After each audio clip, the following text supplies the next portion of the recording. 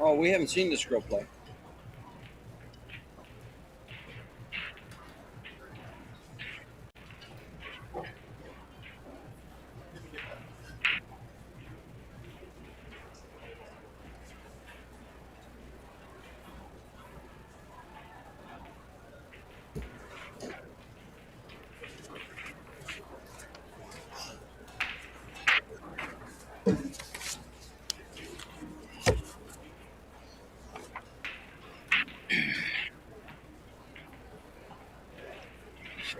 $7.55. I don't. Do you know her, Fargo? Onyee. Nig? Are you doing table 2? Yep. Oh, okay.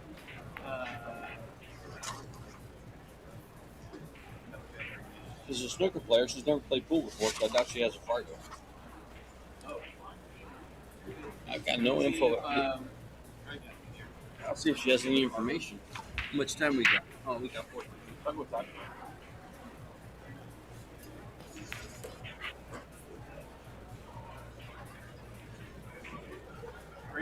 Bring your I have a phone to translate.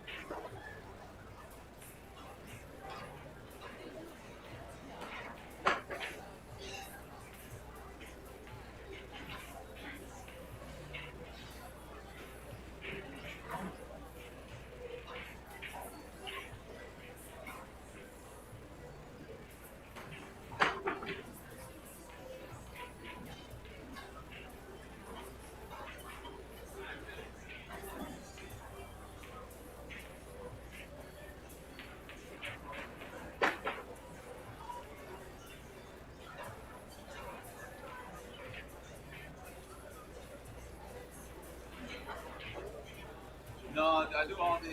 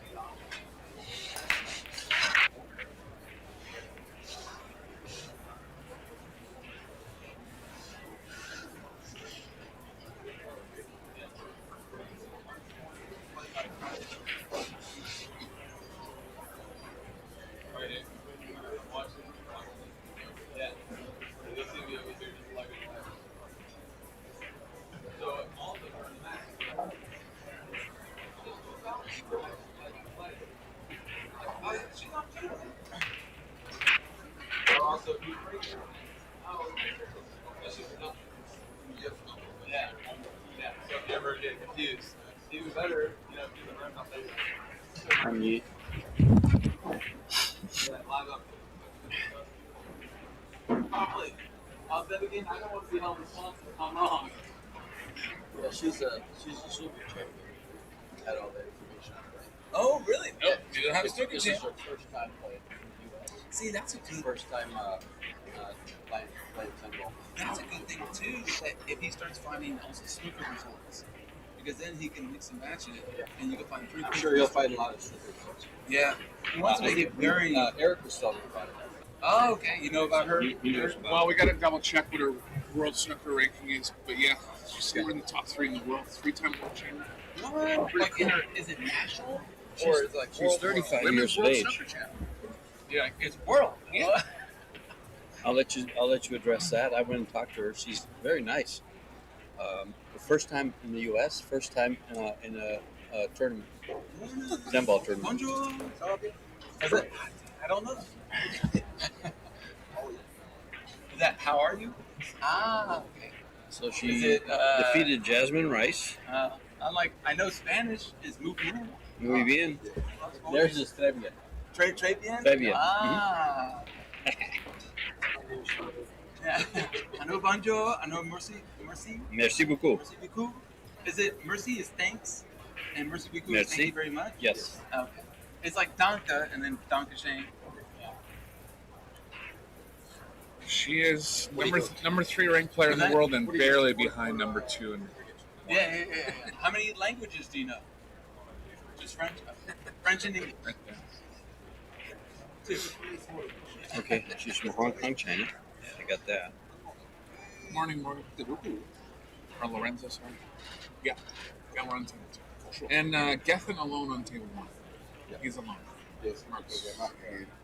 It's hard. He's working overseas, and then you got it. It's already off time zones, and then you're working all day. It's not good. Yeah, right. We know. This nutcase. Sorry to interrupt. Like, he's just trying to make enemies with everybody. I never said a fucking... What? You and Jordan? George. I guess that's what he meant. That's not true at all. I'll It's not true for me either. Yeah. He's fucking losing it. Like, he's just trying to make enemies with everybody. He's in that mode right Yeah. now. He's gonna feel sorry for me. Meanwhile, why don't you apologize for sticking us for working more all week, fuckhead? Is that what? Oh. And get in a text war with him? I'm not even gonna. I don't know. I'm sure he didn't text me. You guys had your breakup in the hallway, don't worry. I guess that's what that is. That's what that was. Well, you just said to me, you said, you won't be hearing from me again. Whatever.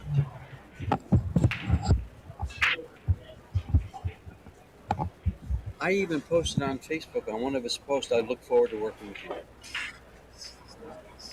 Paranoia.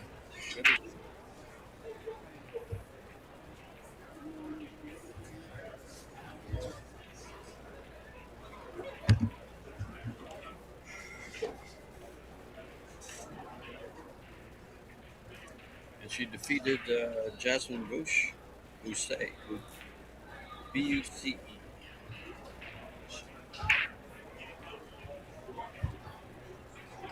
In USA. Straight sets.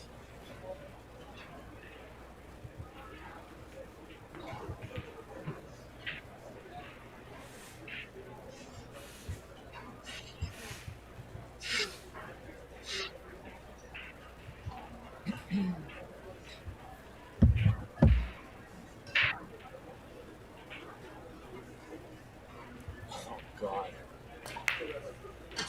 Breaking open rail on top of the bridge, on top of the open bridge on top of the rail. She's breaking from Open bridge on top of the rail. Like, they just don't know.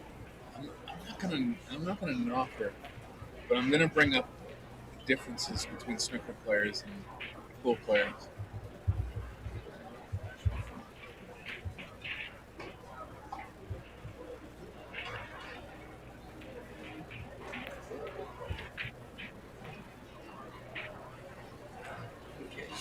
They're both 35 years of age.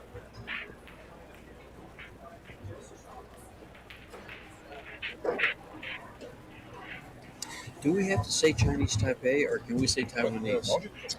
I know it's That was, I think, 2 years ago. because they don't like to be called Chinese Taipei. They don't like to hear Chinese anything.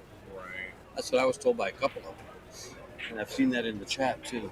We're not Chinese. We are Taiwanese. Go We for are it, Taiwanese, if you please. We are Taiwanese, if you don't please. You remember that song, Lady in the Trap? Yeah. If they're not, Vince said that like 2 years ago. He hasn't said it since. So. But I get it. They're in political conflict with China. They don't want to hear that word. Yeah.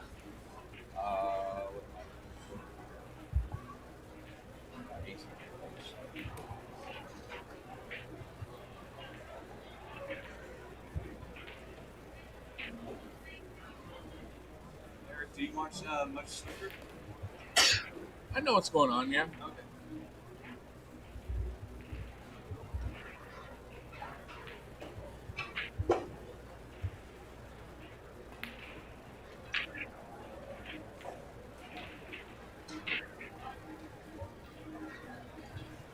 There's like 6 rooms in Toronto that have 8 snooker tables or more.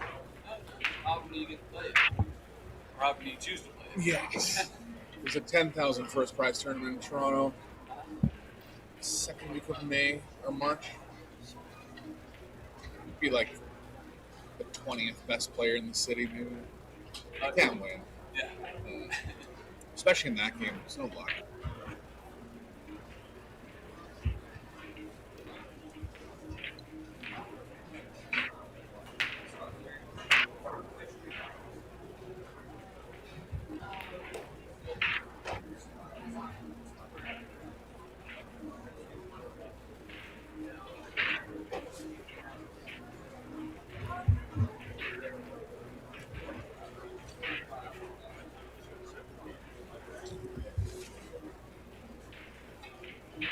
She's 8.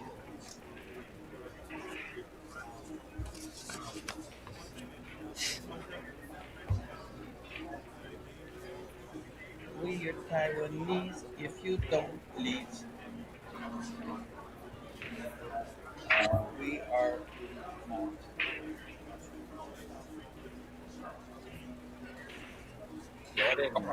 It's okay. It's okay.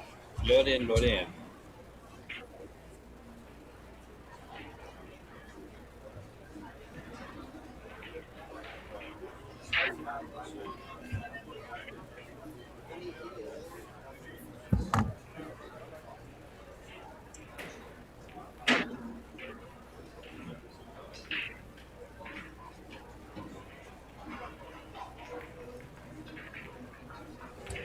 And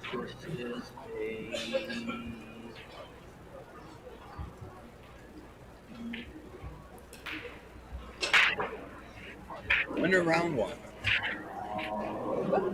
I said this is a winner round 1 match.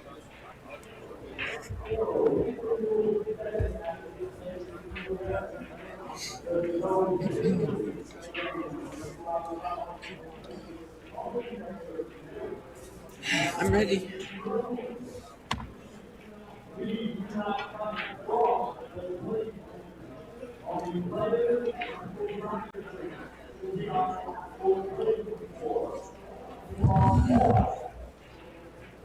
John, shut up.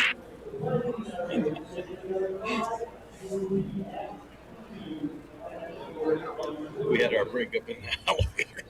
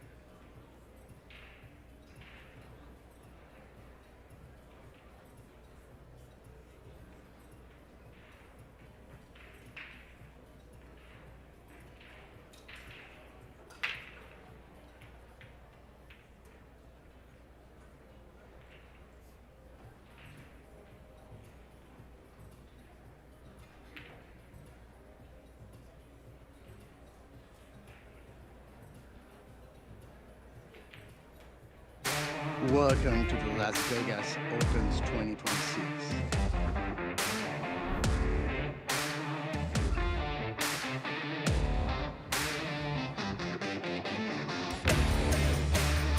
What a shot, man. Perfect.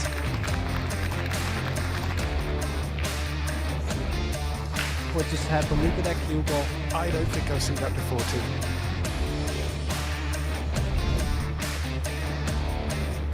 No way.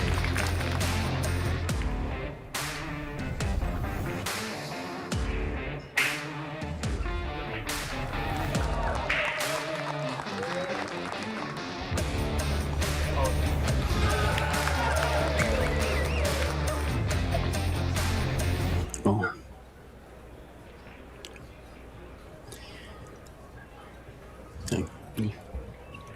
And welcome, pool fans from all around the world. We are in Las Vegas, Nevada at the Westgate Resort and Casino for day 3 of 9 nonstop action in conjunction with the 50th annual CSI Expo, where the BCA World and the USA National Championships are being held.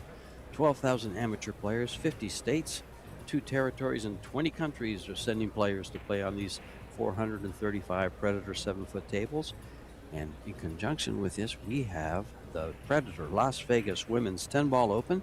64 players, 2/3 of the top 100 Fargo-ranked players in the world, vying for $90,000 in prize fund, $27,000 to the champion.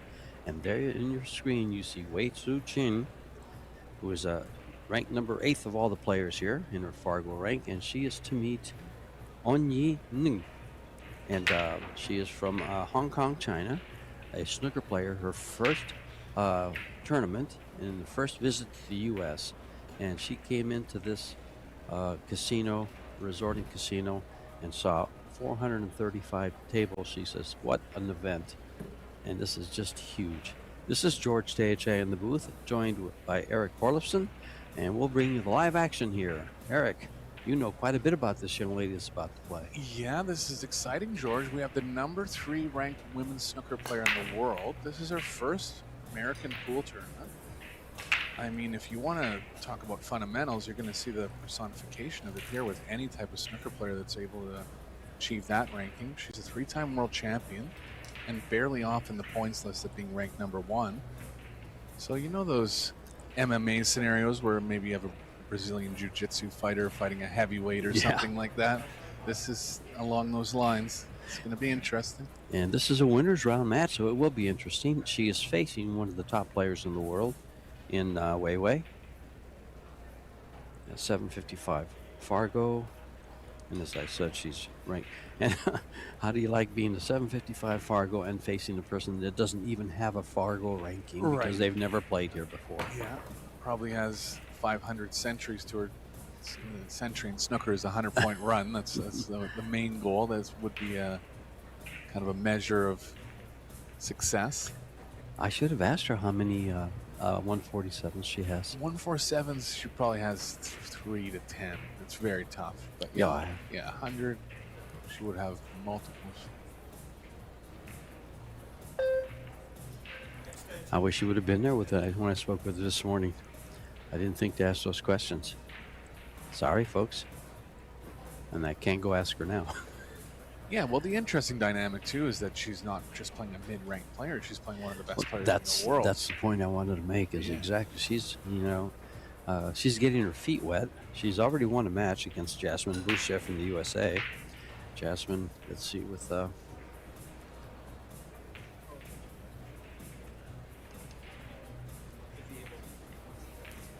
she's a 519 Fargo, so she played a player that... she should be. Yeah. It would give her a little bit of a problem in 519. But this is pro pool. 519 is a good, a decent player. I hate to put it that way, but when you're playing on the pro circuit, 519 is a decent player.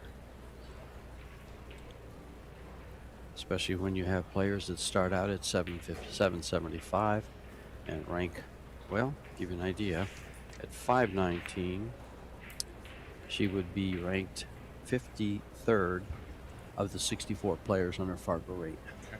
So,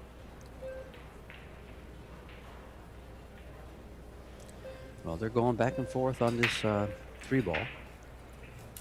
Yeah, a bit of a containing save from Onyee there. The place where she's going to be lacking, and understandably, is probably the safety department. But you'd be surprised, a lot of the safes that come up in snooker are kind of relative to pool as well. The difference is you're trying to hide the cue ball behind another ball in pool, and in snooker, distance is usually good enough. Well, yeah, their tables are 12 foot compared to our 9. Yeah. It looks like a golf course when we're playing, us pool players, especially the amateurs here for the CSI Expo on the 7-foot tables. Yeah, see, like there, that's where she's going to get stuck.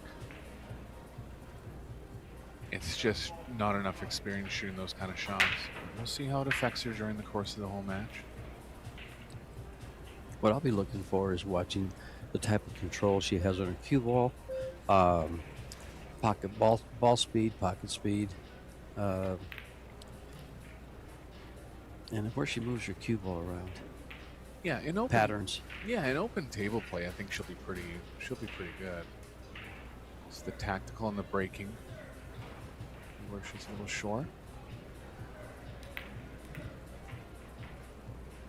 So I believe she was brought over by the Hong Kong government to play in the World Team Championships, and good for them for backing a player and respecting the World Team Championships, because they actually had a chance to win, like do very well in the tournament. Robbie Capito and Lo Ho Sum are the male players for that team. So they're just recognizing that she'd be the strongest female player in the country. Being nice to see her playing the World Team Championships as well.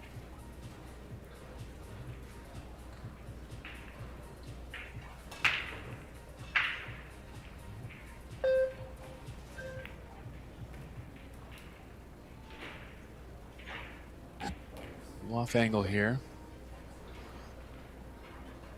Cue ball's playing to the right. It's straight. She could draw straight back and accept the cut angle in the 8. There's Dave Pearson from Amarillo, Texas. League operator.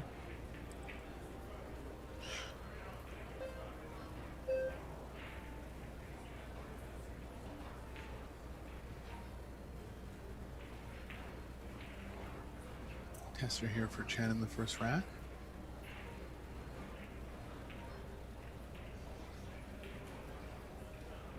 He's got it. Passed that test with flying colors. Wow, been a nice shot. Just back and forth there for the 9. Wei quite experienced with this format. She is ranked number 5 in the WPBA, the Women's Professional Billiards Association.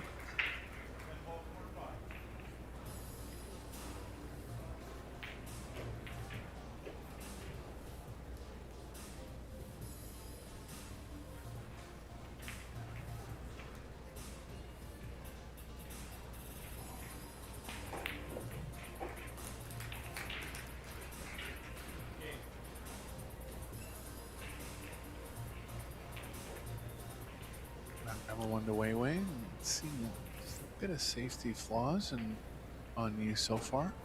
We should be learning on the fly here, George. She sure will. Anyone that's able to achieve that kind of ranking in any kind of cue sports will be on high alert, watching the other players and see if they can pick anything up. Now, for some reason, I can't recall, is the cloth on the snooker table still green? Yeah, and it's more wool based rather than nylon based, which is wool cloth. I know they rolls faster than these tables here. Yeah. It's always amazed me how that 6x12 table just rolls so much faster, and I've rarely have seen any type of a roll off on those tables. Yeah, well, you know what they do to the snooker tables in the major tournaments too is they heat. Okay. So that controls the same, so the speed's consistent all the way around, and you don't have the varieties of speeds, the varying speeds with the humidity and things like that. Yeah. And temperatures. Good. Kind of like billiards. Absolutely.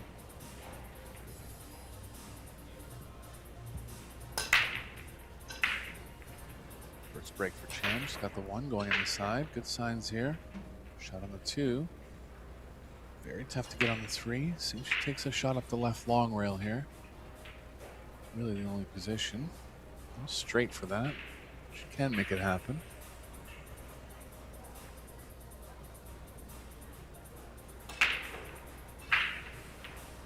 Looks like she's thinking about coming underneath it a little more. Lots of safe opportunities if she does that.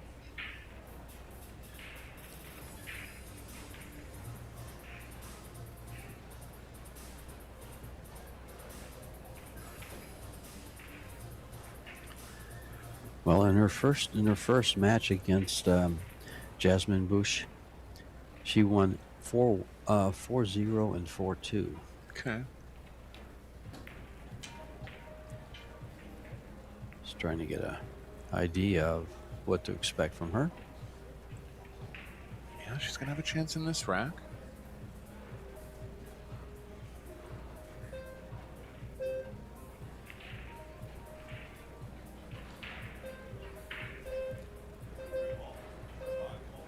Only chance for Chen here is to try to keep the 3 directly in. Hit it with some speed. Yourself a chance to create some distance.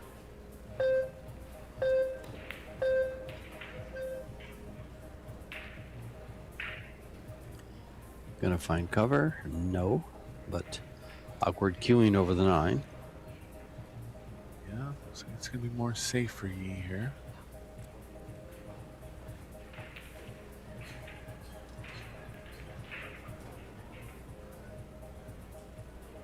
Not bad. Got ball cover. Well, she might have left it where it cuts down the rail.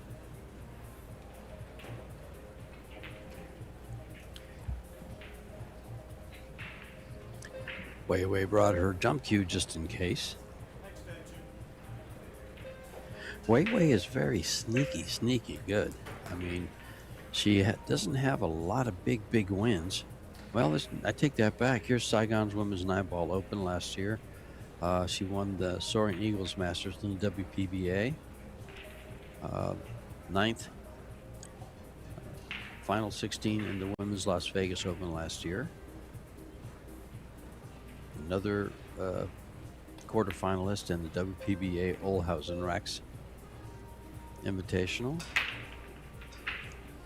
Well, being 5th, in the WPBA, she finishes high, but in all these tournaments, she's always in the quarterfinals and a lot of 5ths. I mean, China Open, Box Billiards, Little Monsters, a 3rd.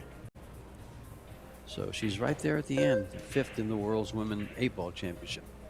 Yeah, she usually gets stuck around that quarterfinal type stage, but she did win in Saigon, so that'll be a good confidence boost for her. And she's been doing it for a couple of years. That was 2025. 2024 was even pretty much the same. Yep, a lot of seconds. Asian 9-Ball Women's Championship, Predator Women's Showdown, she was 3rd. She's done well in the doubles. A runner-up in the Iron City Invitational. On down the line. A lot of high finishes. What's the old saying? Always a bridesmaid, never a bride. Yeah. It takes time. I mean, Sure. any sport is like that. You kind of progress on your way up, but just see if she can build on what she did in Saigon last year. Both ladies are 35 years of age. Wei defeated Kennedy Mayman, an up-and-coming junior player for the USA, in her first match.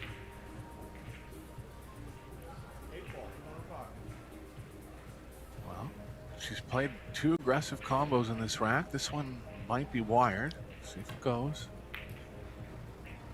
In snooker, they call it a plant, George. A plant? Yeah. Don't ask me why. It's a plant. Playing the plant out of the stack. I spent some time, but it was on a 5x9 snooker table in Tucson. Played a lot of snooker golf. Mm-hmm. Just about the whole time I was my first marriage. About 8 or 9 years. Well, I married for 10 years. I played most of it was snooker golf. I didn't play much one pocket or 9-ball or anything else. Just snooker golf. Yeah, there's a game called Payball that they play on the snooker I would play table. payball. Yeah, now that one, that's a nice game, especially if you have real tight pockets. The table I recall playing on had it was a Gandhi snooker table, so it was a little on the loose side as far as snooker pockets go. And Might have been standard. And I think usually in the States they cover the snooker tables with pool cloth. Yes, too. it was. It Yeah. was covered with pool cloth. It was 860 Simonis. Right. No, they had 760 on it. Okay. Wow. Do you think she knows how to jump, George? Probably not. And I don't blame her. Well, she's going to take a one-rail kick at it. Well, two things. You know, table's 4.5 by 9. She's accustomed to, well, she missed the 4-ball. Yeah, I mean the rails just play different than a snooker table. The rail will come up a little more square there. She's playing with a pool cue. Give her that. Yeah, it doesn't have the. Is it the ash? Usually they have the ash shafts. That's right. Yeah. I would assume it's an 11/8 because the standard snooker tip size is between 9 and 10 millimeters. Well, the balls are 2 inches. That's right.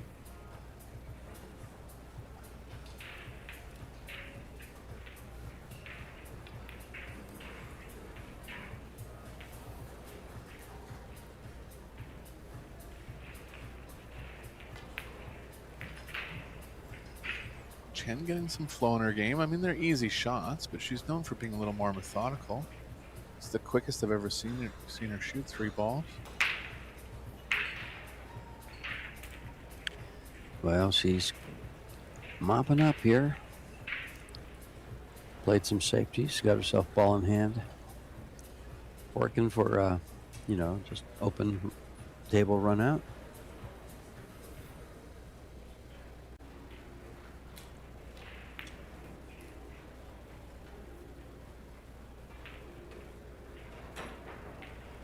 And I think Onyee is going to find that this opponent, compared to her first opponent, there's a lot of difference. Like almost 200 points in Fargo. 230. Welcome to the big leagues. Yeah, I'm exactly. just kidding. The big leagues of American pool.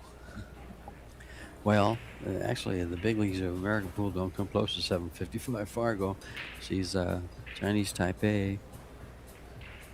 And they do play pool over there. You have the Ko brothers, Cho Che-yu. I can just go on and on from Chinese Taipei. Cho Che-yu's younger sister. Yeah. Yeah, just calling it American pool because even the Asians call this style. Oh, okay, there's straight 10 ball. pocket, Okay. Yeah, American pool. Okay.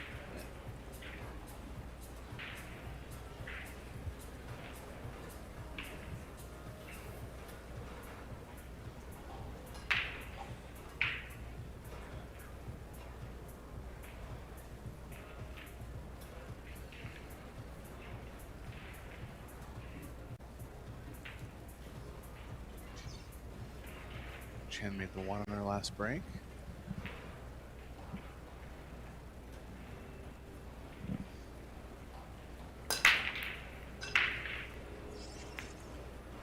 Still interested to see Yi in open table play. She hasn't had all her shots have been safe so far. Well, she's playing. A young lady is not going to leave her very many open shots because she's not going to miss him, number one. That's right. And she's an experienced player and will not leave a shot if she doesn't have an open shot herself. And she'll lean towards that type of play too. She'll know that likely he is weaker in the tactical side, so she won't be afraid to get into tactical battles with her.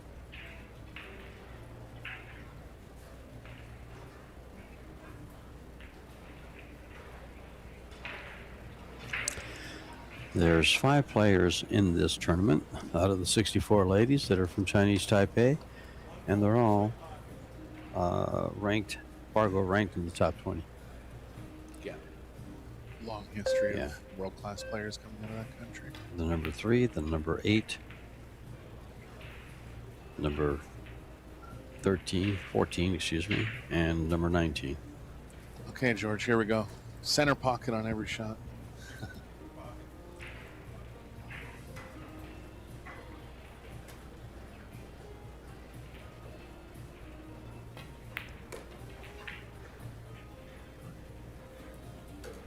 You know, it's easy to say that just because they have good pocketing prowess, but also hitting different sized balls is just different. Yeah, the spin, I guess, would take it just a little different.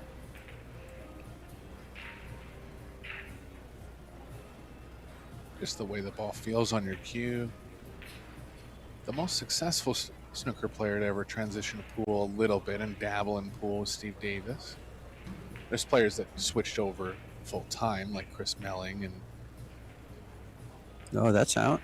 Ooh, looked like it was out, didn't it? yeah, From the camera angle fooled us there, I think. yeah, caught it thin in the pocket, so lost the cue ball Oh. here.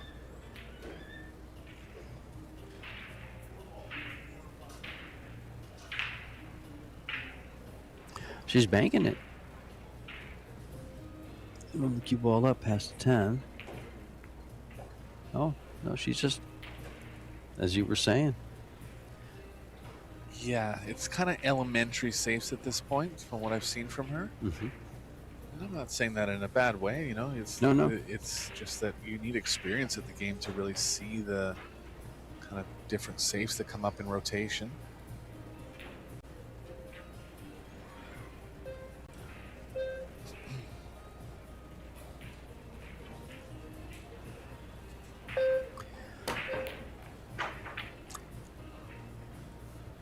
I didn't look over. She does. Onyee does have a jump cue in her corner there. Oh yeah, Yeah, I'm looking over there right now. yeah, I see it too. Yeah, she's got the jump cue there. So She did have a pretty reasonable opportunity to use it.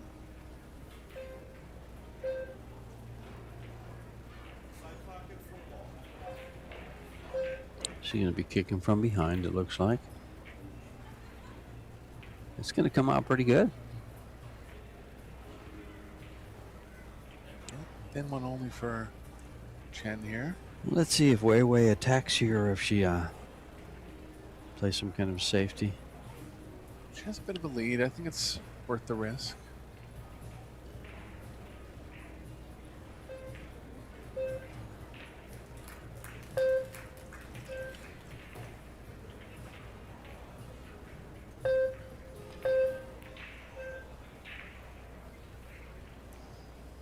Is this going to come up behind the 7? It's got a chance.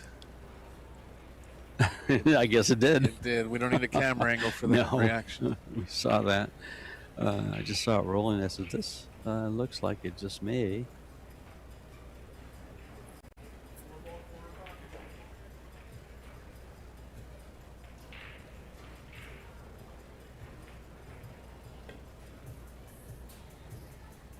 Oh, she's missed it. Another ball in hand. Safety for Wei Wei. Spread open table. I guess I'll go as far as calling this a routine run out. Yeah, just gotta avoid the 10 coming back towards the 5.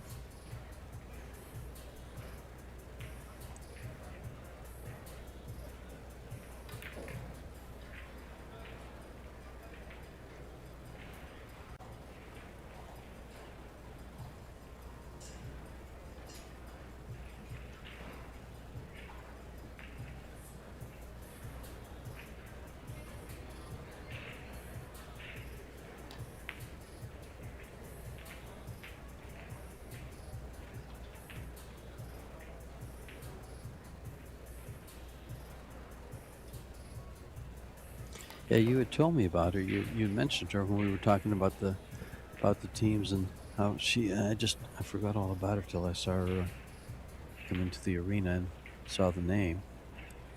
And in fact, one of the comments we were talking about her said was in the teams, they can instruct her with the strategies. They can instruct her and help her a little bit. That would give her a good progression right away into this 10-ball Absolutely. world. And I would assume Capito will be taking the lead on that, Sure. and it's going to help her a lot. In open table play, I'd put her in the, I don't know, you know, I wouldn't consider her a liability at all. I consider her an asset. And as long as she's able to take instruction good, that team could do very well.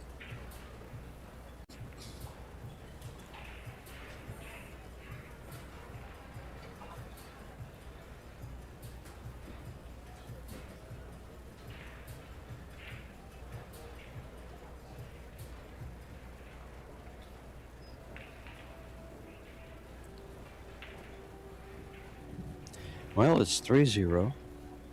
Racing to 4 for the first set. The young lady you're looking at on your screen, Wei, is about to get up and break for the fourth game. Enjoying a comfortable lead. But in these short races, don't get comfortable. They come back at you rather fast. They'll Yeah. win. Sorry, George. No, I was going to say they'll win this game and then come back with another one. All of a sudden, they're only two games behind, or 2 games from winning the set. I think from what Chen's seen so far, she's going to be favoring getting into tactical play. Just challenge Yi to kick her way out of things. It's another open table chance. More clustered throughout the rack, but starter here. Might not actually have quite enough of it. Just called it.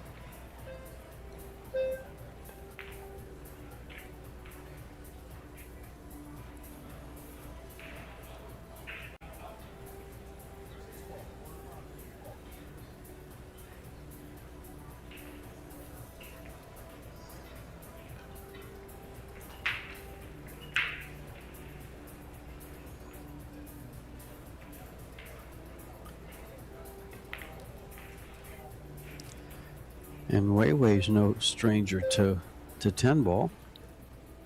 2022 runner-up to Cho Che-yu.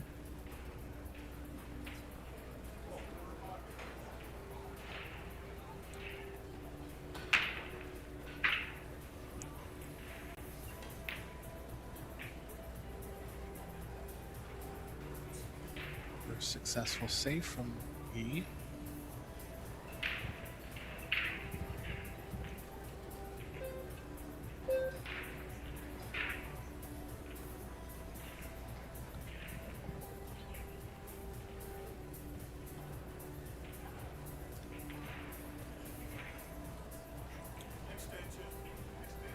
Two rails out of the corner here for 2 or 3 rails out of the corner here for Chen.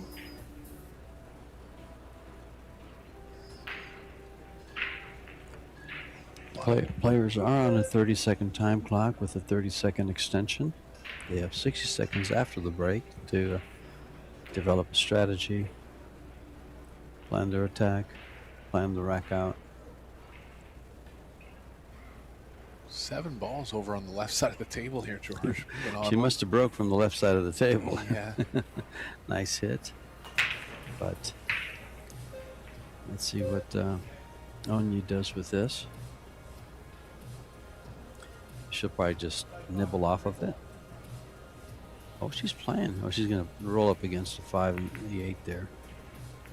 Yeah, well, she's understood that it's always good to call something, so that's something on her side.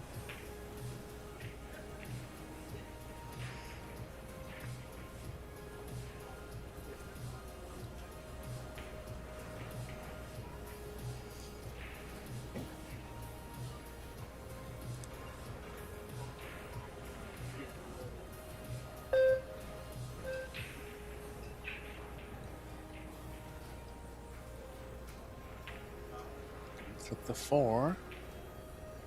Hand chance now for Onyee.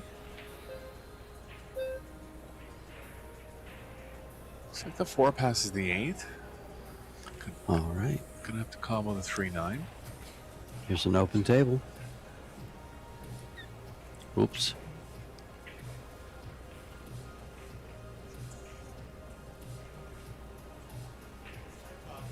I've been making a mistake. Eric is just kind of laughing at me. I've done it like 4 or 5 times now. I look at a different screen that is a different. Going on at the table is a little different. She happened to be on an open table when you said it that time, George. You could have got away with it. It just makes me laugh. You know me.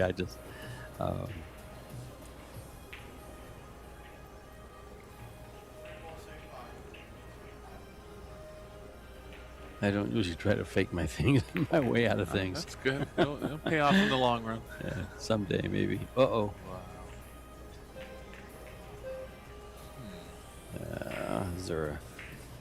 is there a fraction of the ball to hit there? She can make this ball. No, she can't. She can't get it by the 8.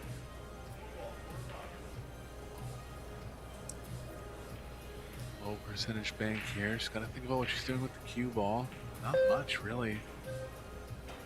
Cross it over, try to get the cue ball behind the 5. There's a good shot. Just a little speed. She gets that ball against the rail, she's in business. But there's not much on offer here, really. Another safety. She'll probably go 2 rails and come around behind the 5-8 again. Yep. Be careful not to make the 7.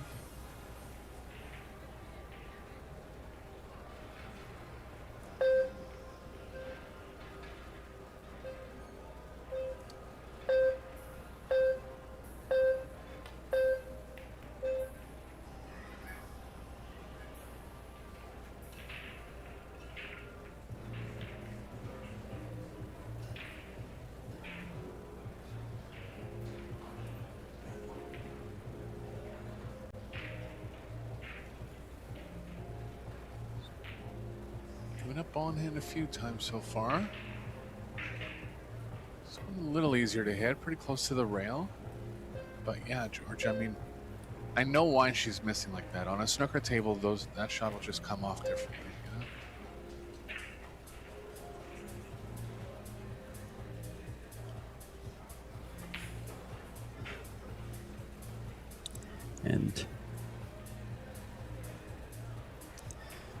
And it also could be a little bit of the fact that her opening match was on a outside table, and the stream table seemed to play differently in almost every venue we've ever been in. For sure.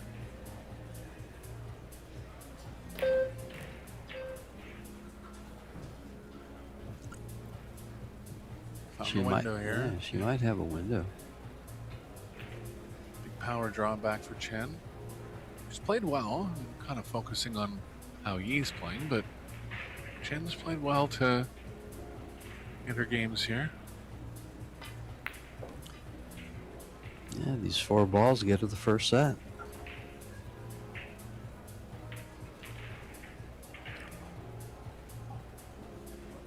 It'll be interesting when we get the stats to see how many balls Onyee actually pocketed compared to Wei. I think it was only around 5. Yeah, I was going to say it's rather low.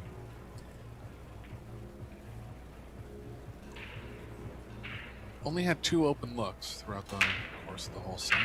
Yeah, you have to credit Wei with that.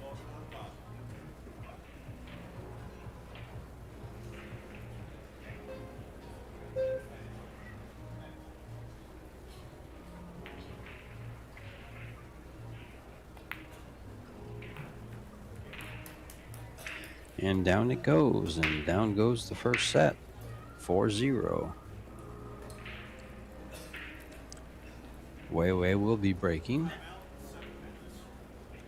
And we'll go to a little break here for the players. Take a break ourselves, and we'll be back with set number 2. Okay. Be right back, folks.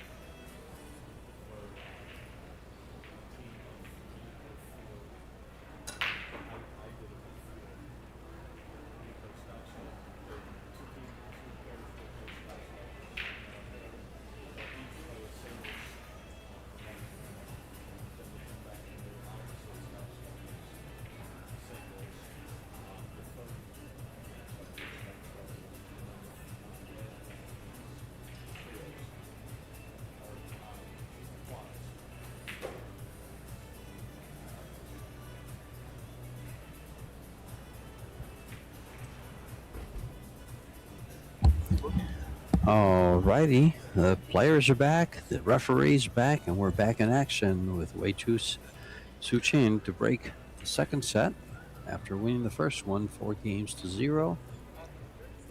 In the booth is Eric Orlifson and myself, George Deachea.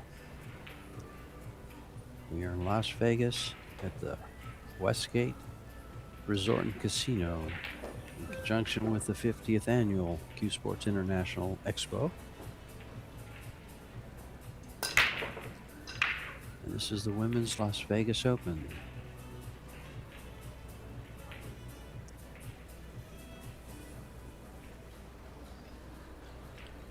Onyee coming to the table now is from Hong Kong, China. And this is her first trip to the States. This is actually her first 10-ball tournament.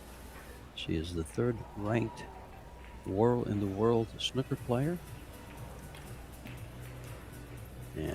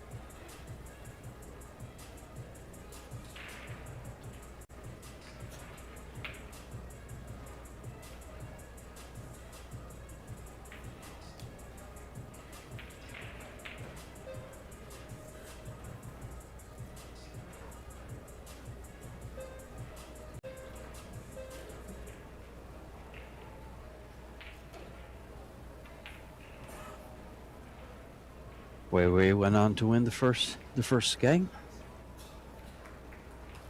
And she just broke the balls. Oh, and miscued. And Onyee to come to the table now. Has an open shot. Yeah, this is a good open chance. I want to see how she moves around here.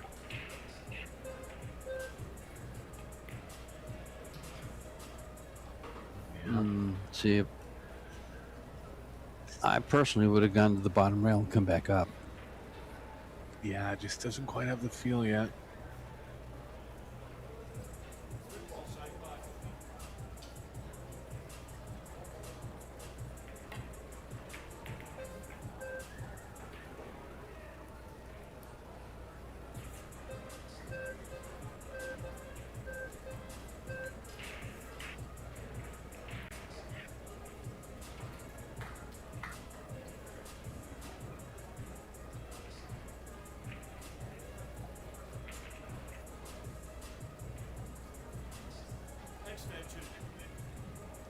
Not sure if she can see the full ball on the 3.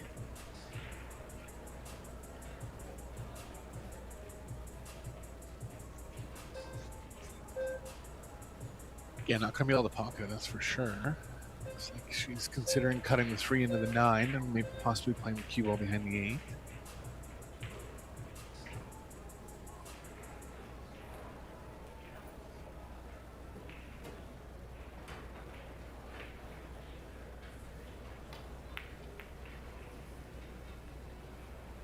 Shot. Onyee's been a little bit weak in the kicking department. Main reason why Chen won 4-0 in the first set.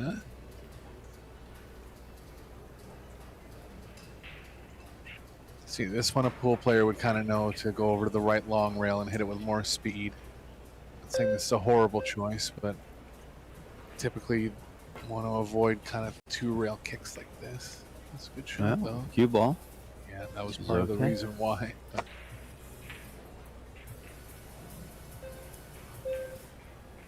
all right. But you see the differences there too. Like a pool player would totally write that off because they're shooting it with the bridge. But of course in snooker you use the bridge all the time, so it's just second nature for her.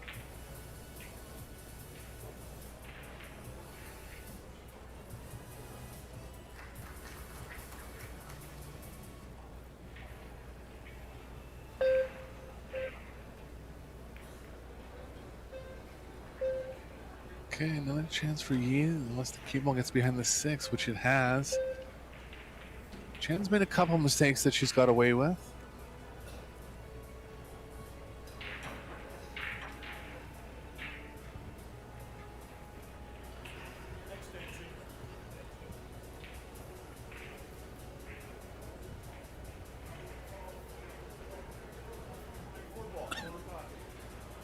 She has the jump cue, George.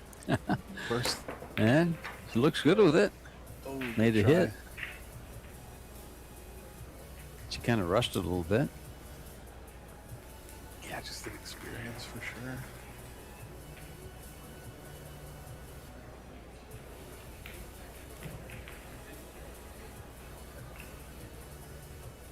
Chen with a chance to take another good lead here in set number 2.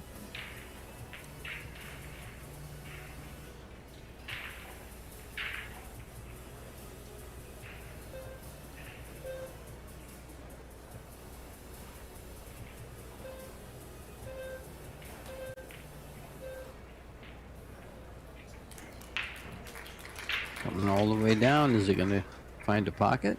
It is. Did. Odd to slink the ball all the way down the rail like that.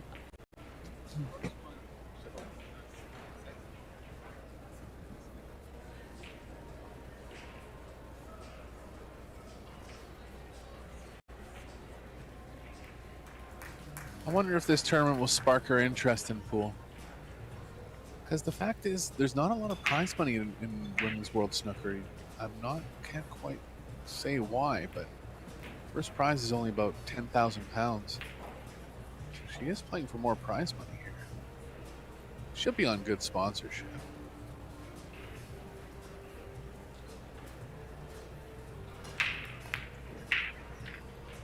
Oh boy.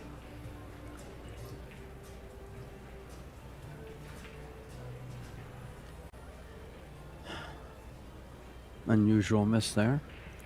Had a little pace. Snooker players don't usually play with that much pace, do they? She Yeah, I'm. more of a smooth stroke. Yeah, and she might just be a little bit confused about the exact tolerance of the pockets too, right? Like, you know, a snooker player might come in and think, "Well, I can just play this ball into the rail and it won't be a problem." Well, it's not a problem if it's slower, you know. It's just little things like that. The game takes so much experience, and obviously she's intelligent about the game, but you can see that if you don't have experience, you can't just come out and play good. Yeah, you know? and like you said, with her knowledge of the game, her learning curve will be tremendous. Yeah.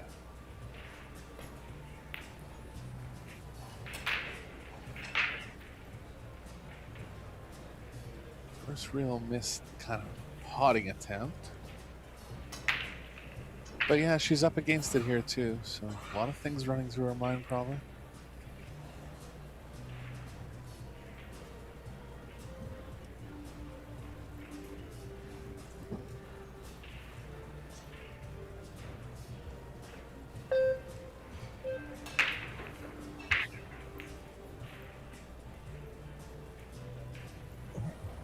Let's get behind the 10. It's going to be a little short.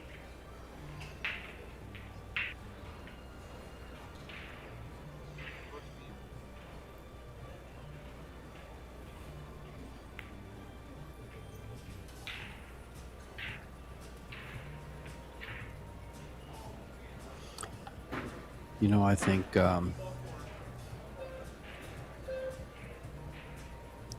safeties. You know, her safeties aren't tight. They could have been nice and tight safety up against those balls, or come close to getting those balls. Didn't quite hit the 7 ball all the way down the rail. Yeah, I mean, she's progressing. Just little things. Yeah. Sure, she's progressing to the level where she's getting her behind the ball now. For a few shots, wasn't even getting any kind of coverage at all. So.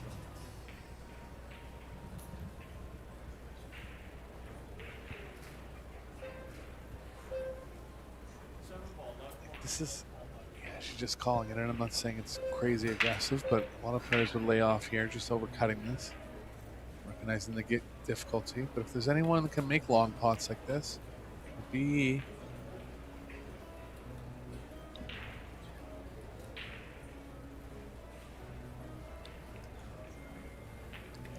9 balls covered the pocketing eagle for the 7.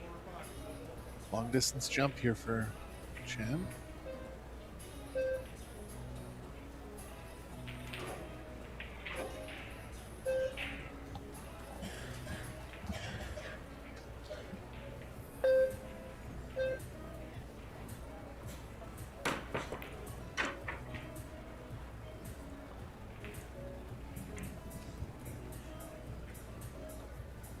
Come up pretty safe again.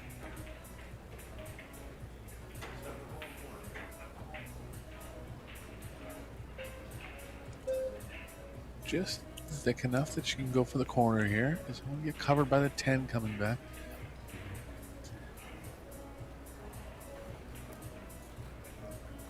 Not quite the cut she needed. Yeah, she's just not finding it. And trust us, if there was some kind of pocketing competition, you'd put her right up there. But it's just all the things that go through your mind. Like now you're shooting balls in rotation. You know, it's just out of her element a little bit. She'll still be on the loser side after this round. Of course, this match is not over, but I consider her a decent underdog at this point. But she'll still be on the loser side, and she'll be gaining experience every round. I'm sure she'll be watching. And it would serve her well to watch some of the top players.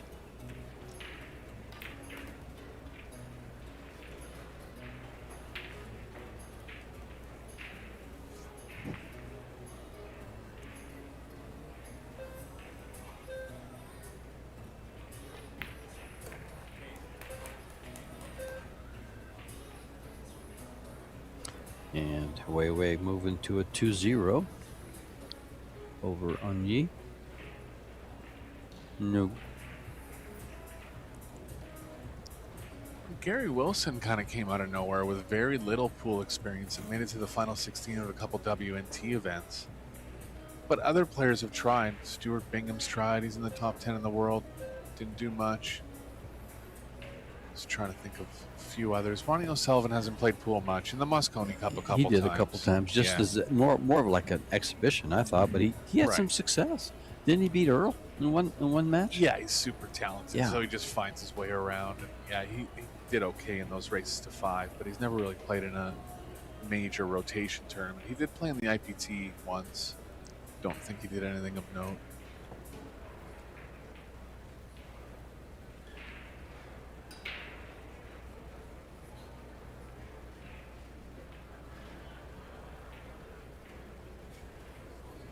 Chris Mellings made the switch from snooker over to pool. Jason Shaw started with snooker. Appleton. Yeah, a little bit of snooker and English pool background. And Kelly Fisher. Right. Alice. And the Duchess of Doom, of course, Allison Fisher. Yeah. I like the nickname she gave herself. I saw an interview with Allison Fisher, and they asked her about her nickname, Duchess of Doom. She says, "Well, I kind of prefer Killer Queen." No one has that one yet. Now, I've used it a few times because I saw that interview, and she says, "You can call me Killer Queen." I thought that was creative and fitting.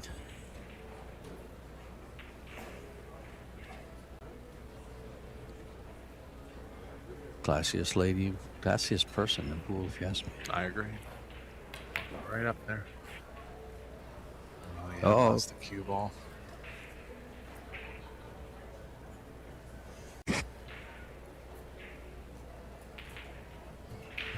She just like, where am I here? What else can go wrong?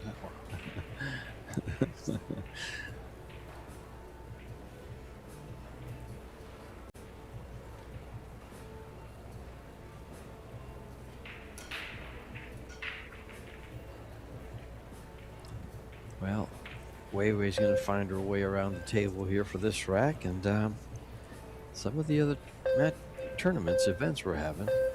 One that's going to go off on the 20. Let me get the dates right, because it's a one-day tournament. Here we go. On the 22nd, Thursday, is a one-day tournament, which will be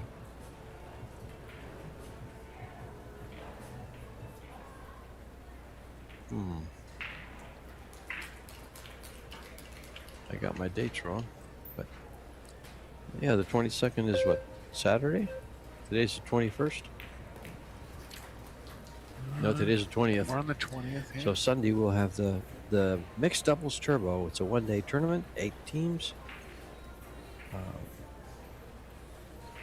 Your teams are Kazakis and Fisher, Filler and Filler, Woodward and Cho-Che-Yu, Shane Van Boney, Savannah Easton. The U.S., Carlo Beato, Han Yu, Dennis Scrabby, Christina Tkach, and Jeffrey DeLuna and Mike De Ropero. Some interesting pairings. Now, Yuki Oi and Wei Wei here that you're watching. And it'll be a 20-second shot clock, 20-second extension, 30 seconds after the break, single elimination. It's a random draw. It'll be the same format as we're playing here with 2 out of 3 sets, races to 4. Should see some excitement. For one thing, it's not going to take 3 hours. Yeah, 20-second shot clock only. The interesting part there is they're playing doubles, so Yes. it's one thing for a singles player to run around the table, but it's another thing to just trust your partner blindly, because that's what's going to happen, really. They'll have the one extension per rack, I'm assuming, but maybe they'll take it out for that. No, they do have the one extension, and it's also a 20-second extension. Okay, shorter extension. Yep. Yeah, and instead of a minute after 60 seconds after the break, they get 30 seconds after the break. Sure, everything's cut in half. Everything pretty much. exactly, pretty much.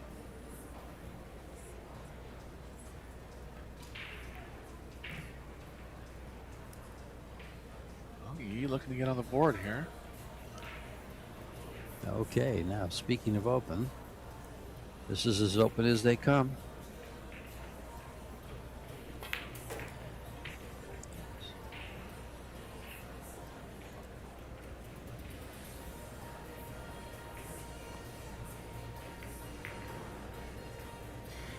see she's confident and comfortable around the table. You can see the class in her approach.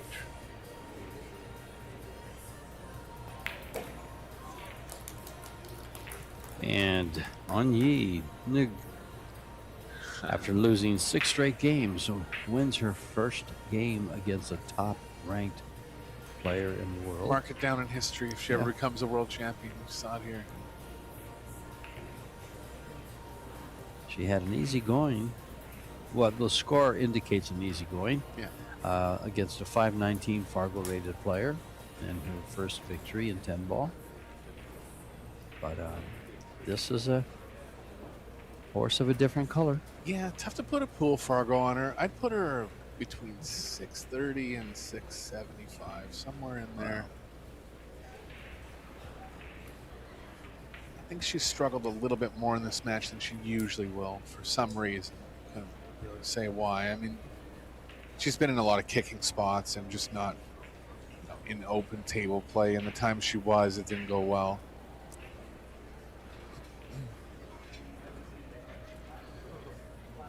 But I think if any girl in the tournament wanted to get on the snooker table, they wouldn't like it. If anyone. Anyone in the tournament.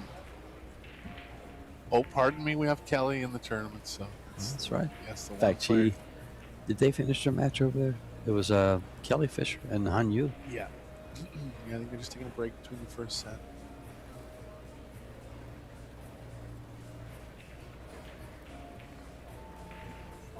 They're on table 1.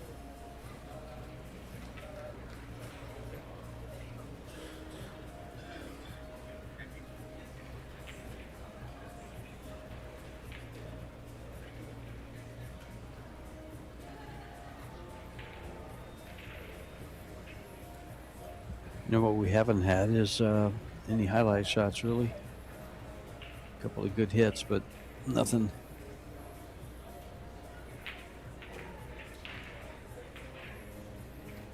They've been keeping it rather simple. Yeah, we've got some stats here. Onyee's missed 4 balls. Chen's missed 3. Safety efficiency for Onyee is 70%. Chen's at 86.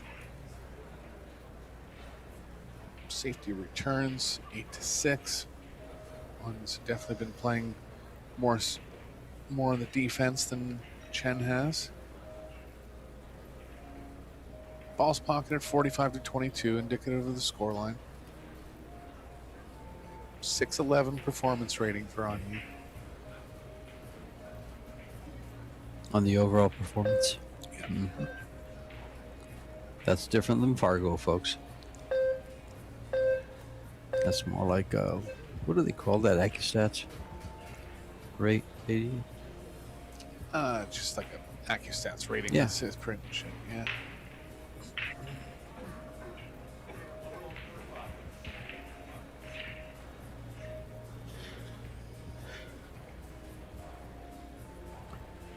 Oh.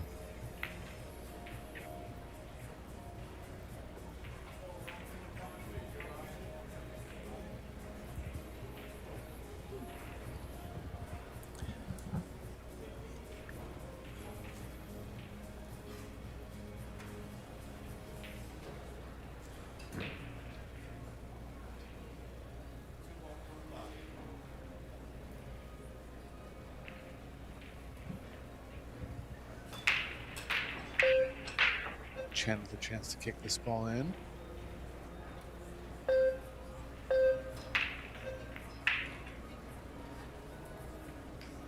Good attempt.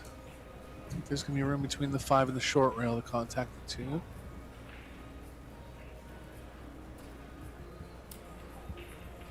He's looking up table here. 9's blocking the 1 rail path back to the 2. Quite sure what she's looking at here. Just checking it, going to the left of the 9. That's a good shot. Very nice. Kick there from Yi.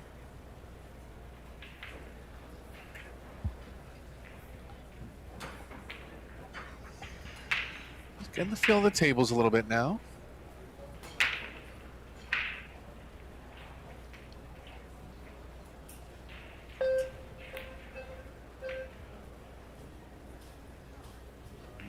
missed. And she's getting a little surprised by the pocket cuts on these 4 1/8 tables. I think her perception of the game would have been that the pockets are really big, but they aren't on these Pro Billiards Series Apex arc tables. Oh, that's another issue with her. That's right. She's thinking these are regular pool tables, and why are they so stingy? Yeah, probably any of the experience she's ever had playing American pool, pockets were bigger. Just so many factors that people don't realize, and what really goes into playing any game at a high level. I mean, George, if you put me on a 3-cushion table, and in fact I have been on there, it took me 20 minutes to make one successful carom one time. I'm not kidding. Well, you know, one thing, and this is very, very common, a pool player sees, a guy that's been playing pool sees the table differently than a 3-cushion player. Yeah. They don't look at the angles. They have the standard. You know, they understand the 3-rail angle, how it comes off. They just don't really get the, like if you have a ball in the middle of the table, you go after it 5 rails, not 3. Sure. It's a smaller ball in the middle. It's a bigger ball off of close to a rail. And anything close to a diamond, well, the billiard player knows how to get there. The pool player doesn't. Right. It's just shots that don't come up. American pool, rotation pool.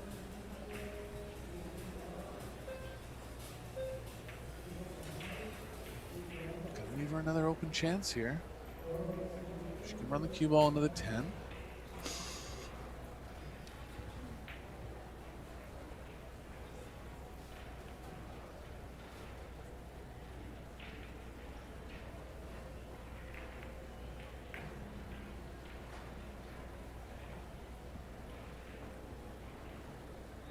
To avoid the 8 coming back towards the 6. I don't mind playing it in the top right. It's another thing. She's probably not aware of exactly how tight the sides are. She's good on it. She's fine there.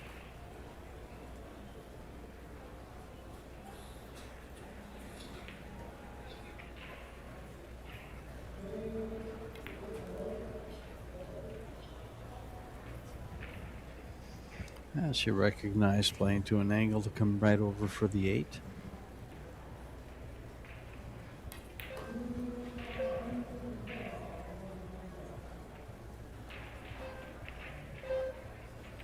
Snooker players generally hit the ball with more of a punchy type stroke.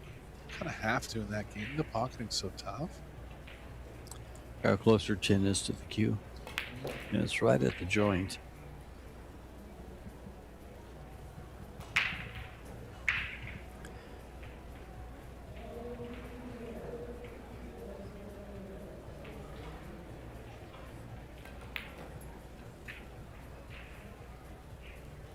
She's getting in gear, George.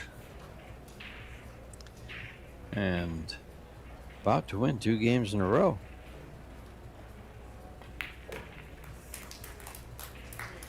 She hits the ball pretty hard. I think going forward, she'll kind of realize that you don't have to really pound the ball in as much. Maybe it's just her rotation. stroke. You know how you just like to deliver your normal stroke there is just a good follow through. Yeah. It's punchy relative to what happens in snooker.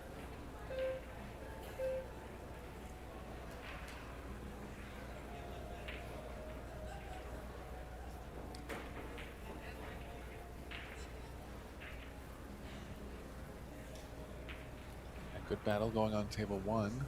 Kelly Fisher and Han Yu on the second set now.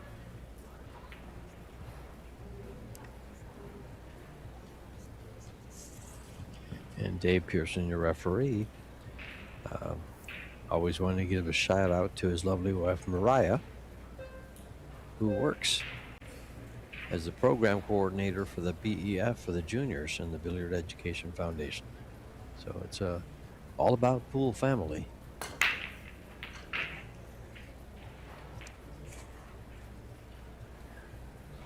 Yeah, breaking with an open bridge with her hand on top of the rail.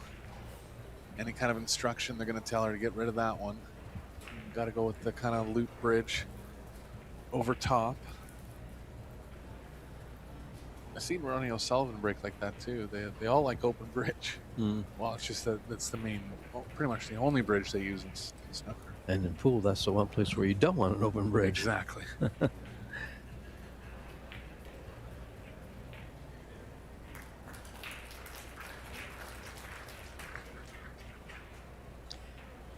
Yeah.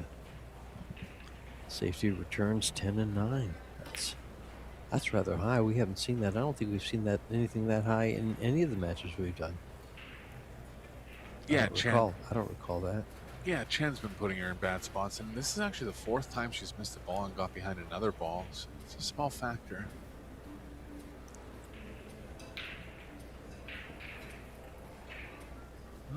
He bringing up the jump cue again.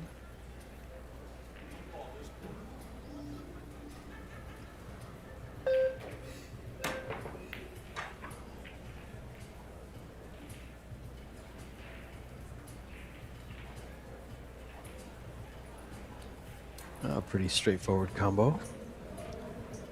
The fact that she's learned how to jump this quickly tells me she has some kind of like for the game. Like, I saw a video online of Ronnie O'Sullivan. They were teaching him how to jump. He's played pool. He's played in about 4 pool tournaments. He didn't even know how to jump. They were actually showing him about a month ago. He's gonna start playing some. She got that by there. Yeah, I only Did you had see how tight that was? half the pocket in the shot. Very nice shot. He's going to start playing some hay ball. He actually played an exhibition with one of the top hay ball players. He beat him. Hard to believe. I don't know how hard the other guy was trying. I don't know if it was, kind of a publicity push, but Ronnie would say, the ball's around, you hit him with a cue. What's so hard about that? yeah, as long as he's got his cue action, he's okay. Yeah. I know how to deliver the stroke, so.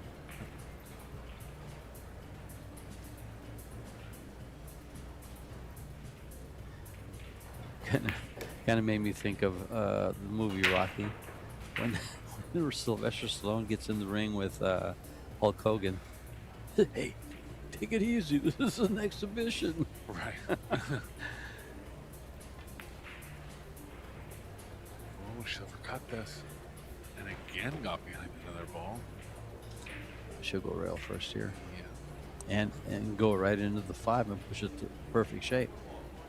Yeah, big shot here in the second set. If this goes down, he has a decent chance to get on the hill. No, it didn't cut the top of it. I thought it was a catch it full. So she's looking to cut this. If you go to the left side of it, you can play a very easy safety up by the 7. Yeah, she's confident with the bridge compared to most players. So take a shot here.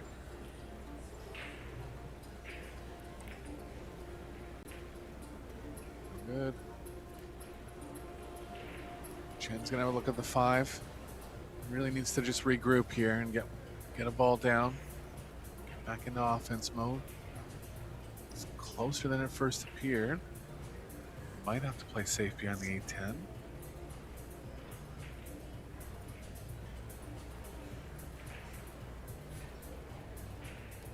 Looks like she is taking a safe approach stance.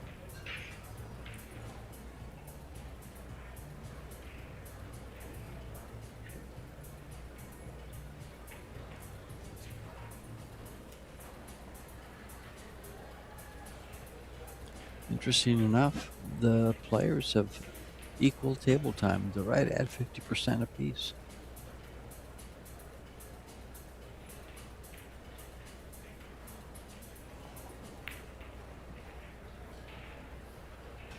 Didn't have enough of it. Have to try to play the cue ball behind the 10.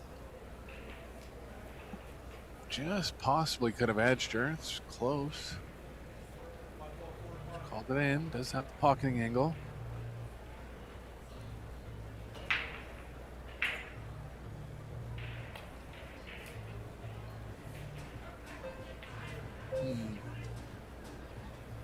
Possibly felt like she had to swerve around the 10 and throw it in. She wouldn't have spun that ball that much if it was available directly. That's another thing, George. They don't spin the ball that much in snooker, right? Right, So right, it's like right. now she's on 8 feet of or 6 feet of deflection and swerve, and it's just so tough to judge if you don't have experience with it. As soon as you used the word spin, it made me think of she's playing with the carbon fiber. I'm sure she doesn't play with the carbon fiber in snooker. Sure. So, and spinning the ball would be very, very different with the ash shaft than you would with the carbon fiber. Definitely.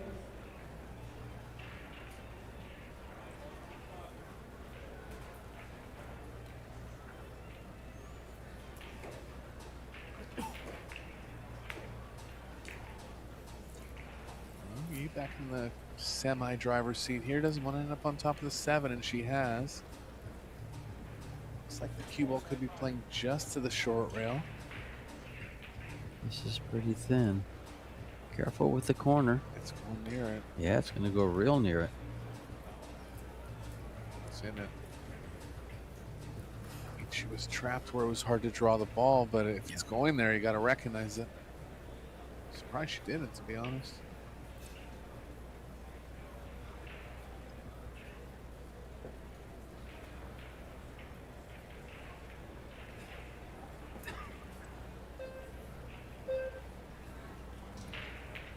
That was a big game, too, because that would have put her on the hill. Sure. Instead. Got unlucky getting over top of the 7, but she had to take a shot at drawing it there. Or coming down on the ball, yeah.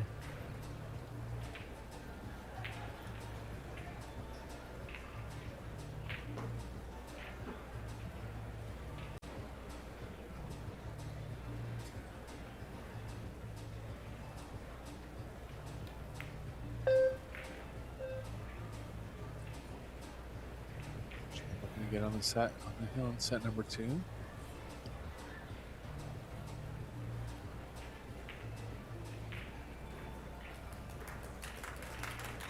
You know, the good thing about playing in the World Team Championships is that they can kind of look at Onyee like a robot and say, punch in the numbers, do this, and then do this, and she just gets out there and executes to their instruction. Yeah. And the only thing will be she won't be as used to shooting those shots, so she might not be on, quite as high execution as her actual skill. But yeah, she's gonna be more of an asset in the teams for sure.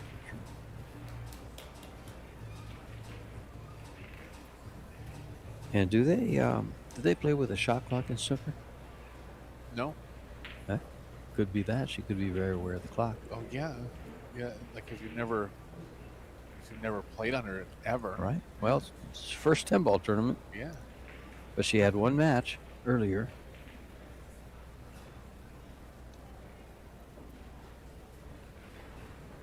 Yesterday. On the outside tables where Yes. there is no clock. Oh, there you go. That's right.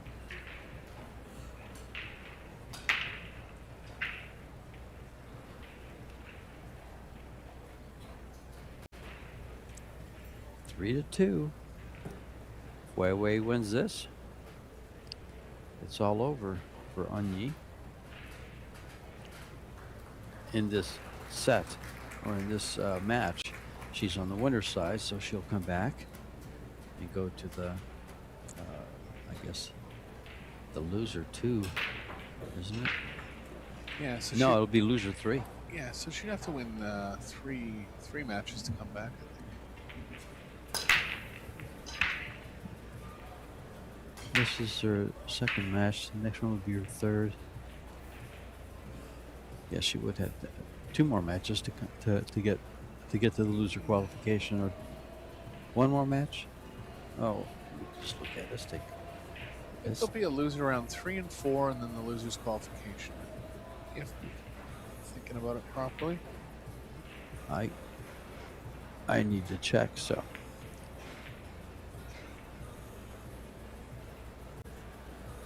Side of the 2 here, but you can come out to middle table and self cut angle on the 3.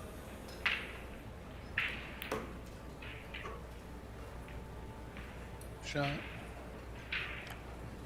Have to run into the 4 now.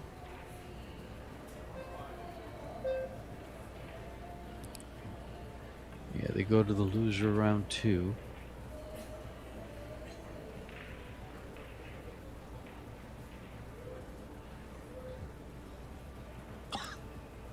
Yeah, so it's 2 more matches and then the loser qualification.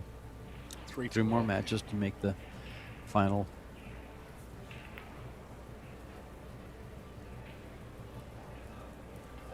Yeah, I could see her winning 1 or 2 more, and the more experience she gets, she's a dangerous player.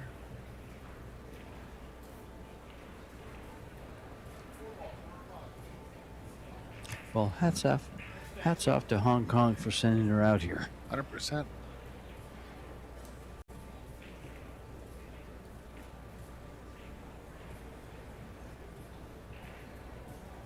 It's been a funded country for years now. Capito and Loho Sum are the main representatives. I'm sure they're looking to develop many more international players.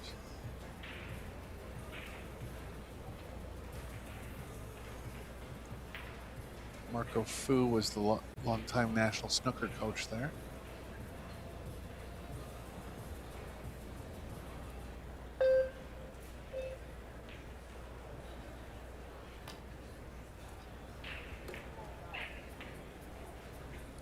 Oops.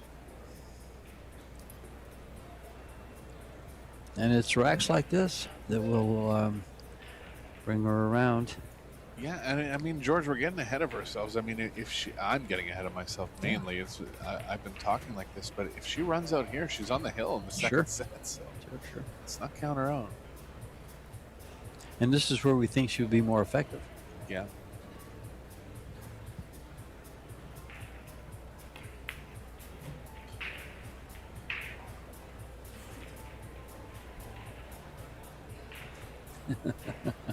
She's talking to herself and pointing her finger at the balls. I saw her do that in the warm-ups too. It's like, you know, it's so foreign. She might not even know the color of the balls 100%. That's true. Believe it or not. Yeah. Like, You know what's funny, Eric, is I had someone message me regarding the comments I've made about the purple 5 ball. Yeah. And how I hated this, that, and the other. And what you just said right now made me remember a reason. You know, the color of the balls, when you take an instant glance at the table, you know, and you're thinking the purple is 4 all the time for the last 50 years or so, whatever time I've been playing pool, and all of a sudden they've switched them, well, you don't look at the table the same way. Yeah. And that's what I hate about it. It's a Pavlov reaction. Yeah. But it was a good little conversation I had with the young man that sent me a text regarding that. See, like a pool player would never follow that ball, ever. But it's just, it must be a more common shot in snooker to play it that way. She played another shot that surprised me that she followed too. Yeah. And there she is on the hill, and she was very effective with that open rack. But this is why she's perfect dangerous. line. Yeah, I mean, Perfect line. yeah, she might play little things a little unorthodox, but she can still get out. Like, Well, when the table's open. it's unorthodox to us, but it's very, very natural to her. And you know, not everybody draws the ball around all the time. The follow shots, the Filipinos, Efren follows before he draws. You know, I've always seen the top of the line players. Well, even the Asian players do that. The new ones don't. But if you ever watch Chang, remember Zhongling Chang? He would follow the ball quite a bit. Yeah, really, you want to follow the ball. Sure. Just on certain standard situations. That one right there, it was a standard draw. Or since she's a snooker player, you screw it back. Yeah, should have screwed it.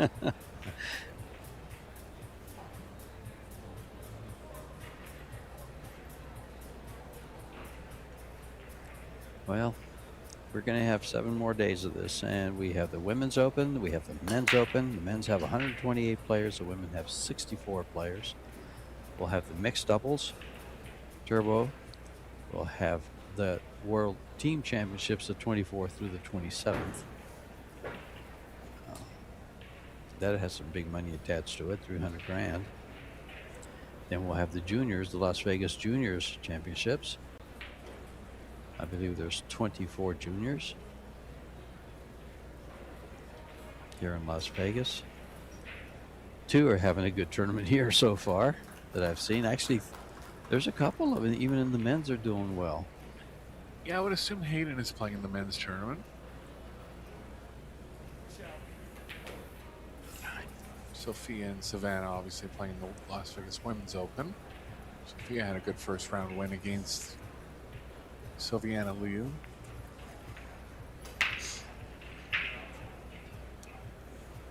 Hayden Hurst is not in here. Okay, must have something else going on early in the week. Maybe like school, George. Well, you know, some of the juniors are homeschooled, and they're able to travel quite a bit. Yeah, it's helpful.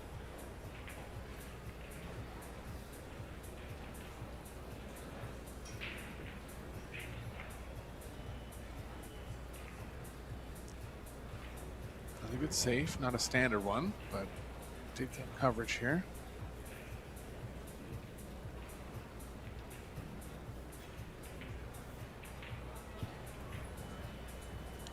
This is going to be in the air a long time.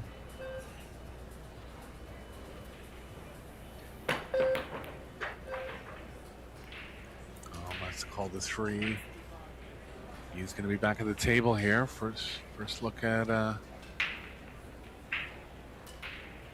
possible set win.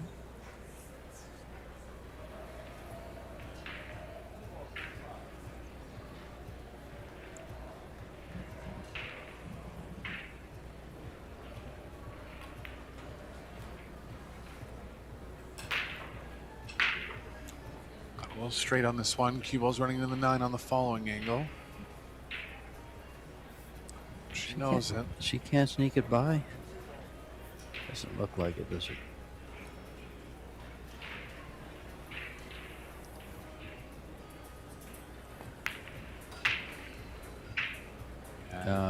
Just try to force it.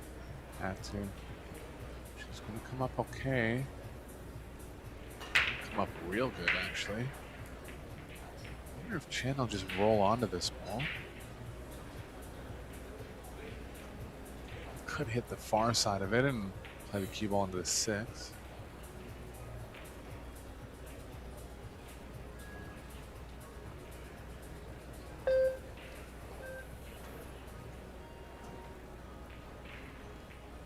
He's going to try the roll. Careful here. Cue ball going in the corner. Just hit it great, George. That's a good shot there.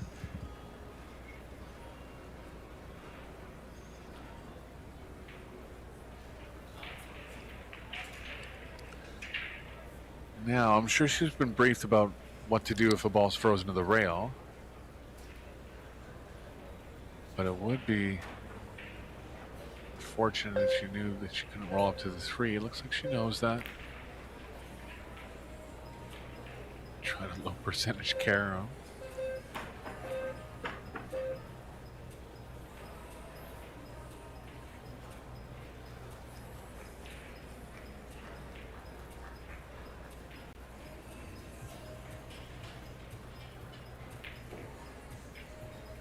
Chen's going to go behind 2-ball stack, the 6-8.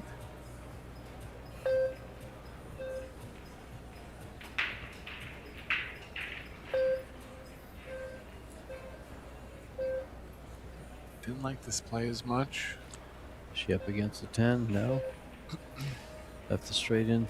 She's going to have to work to get that cue ball back down here. Yep, another big power draw. He struggled with the power a couple times. I'm surprised. You would think her stroke would stay straight, but something about the ball size or cue type. She's not quite getting it on the power a couple times. I'm going to interject a little something there. It's something I've noticed when I really power up, when I use a carbon fiber. Yeah. It moves on me. Sure, yeah. It moves on me. It responds differently than the wood. Yeah. Everything right now is for it. I'll tell Sure. I'll tell you what. She hits the ball hard. But she has a chance to win this set now.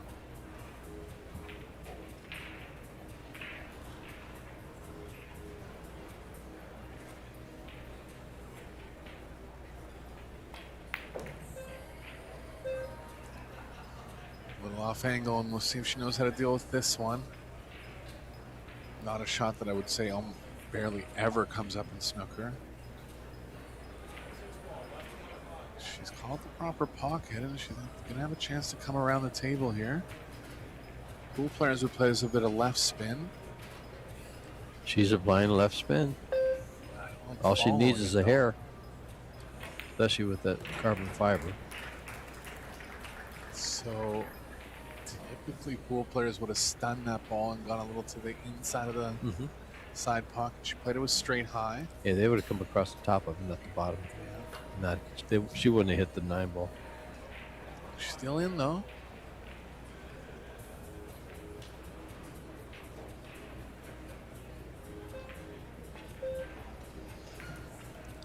Yeah, she's good with the thin cuts. Yeah. That's one thing snooker players do very, very well that I've noticed. Sure, they have to hit the thin part of the ball playing safe a lot.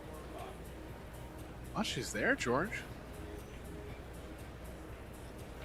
You can eat my words here, saying she didn't have a chance. No. You corrected yourself. Oh boy. Of course, the commentator's curse gets her at the end, but she did show stronger signs as the match went forward, and yeah, it was great to see a snooker player take a shot at playing rotation pool. Oh, look at this. She miscued. Double curse. He can. She miscued. That was a match-winning miscue. Purely miscue. Oh wow.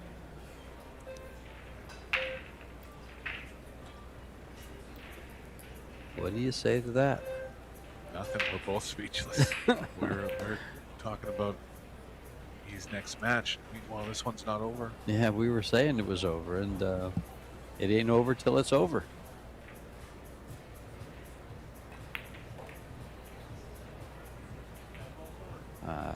Can I safely say this is over? And we'll have a third and deciding match?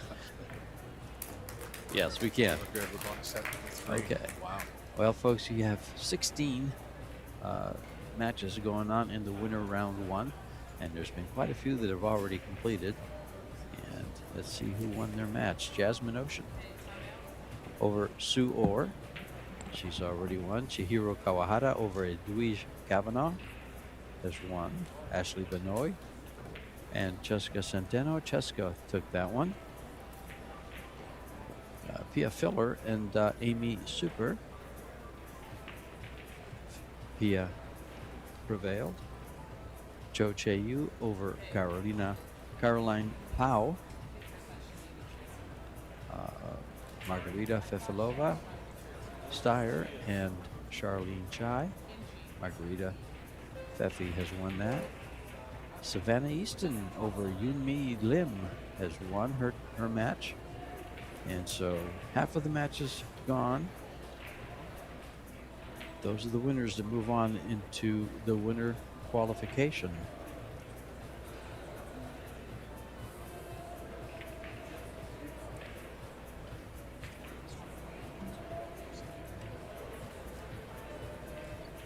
Yeah.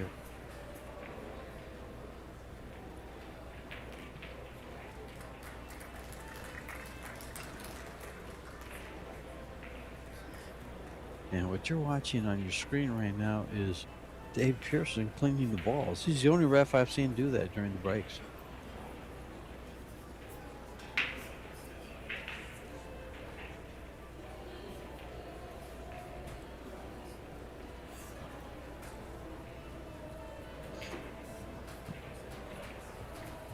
Way eager to get this match done. Thinking, how do I remain sure to win the next set? Well, they're going to the third and final set, and keep in mind, if it goes 3-3, if it goes to the hill, they go to a shootout. It would be very, very interesting to watch Onyee in a shootout, something that does not exist in snooker, to my knowledge.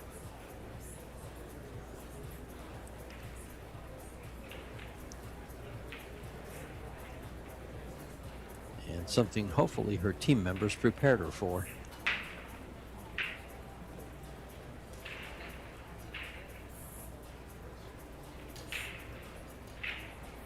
If they didn't, they have a couple days to do it. This is the 20th. World Team Championships are the 24th.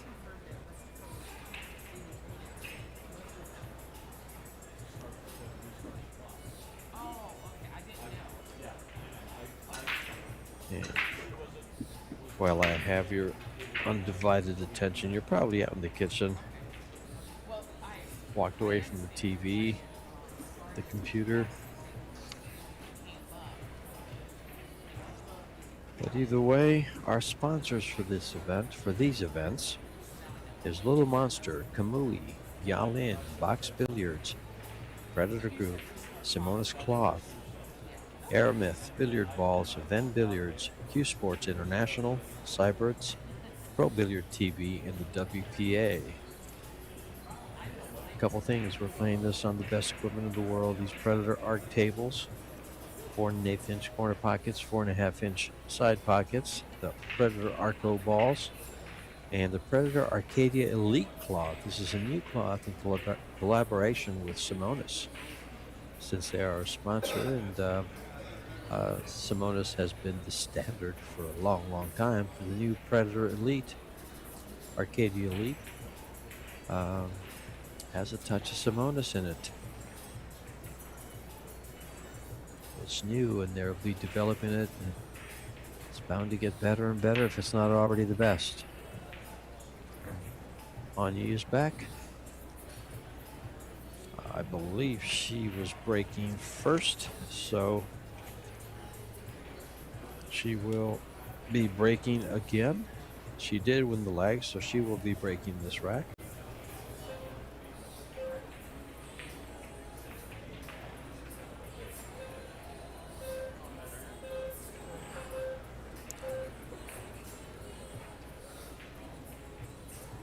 Yeah, winning the lag is very important in this event for men, women, and for the juniors.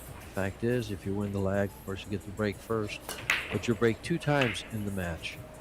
You'll get the break first 2 times in the match. It's the beginning of the set, then it alternates the second set, and then the third set you break again. The other thing, if it goes to a shootout, you have the choice of going first and picking which side to shoot at first.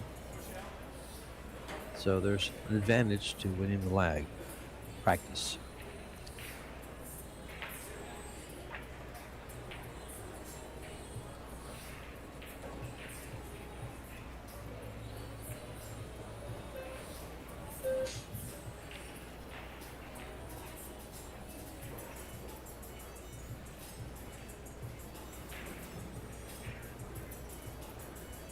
Now in this set, we're going to find out just how important that miscue by Wei Wei will become.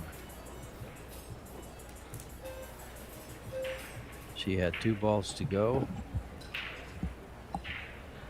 It was the ace, so she had 3 balls to go. I'm talking about the miscue by Wei Wei. Yeah, totally unexpected. I'm just wondering how important it's going to play in this match, because that was 3 balls, 3 easy balls to get out to win the match. And instead, it goes on to a third and deciding set. And so it can have a major effect. And not just that, made multiple mistakes in the second set, too. So, gonna have to regroup here.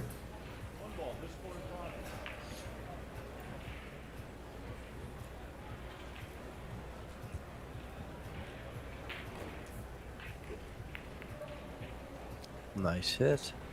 Yeah, kicking's improving a little bit. It's that learning curve we were talking about. And it's happening quickly, George. That's right. Right before our eyes here.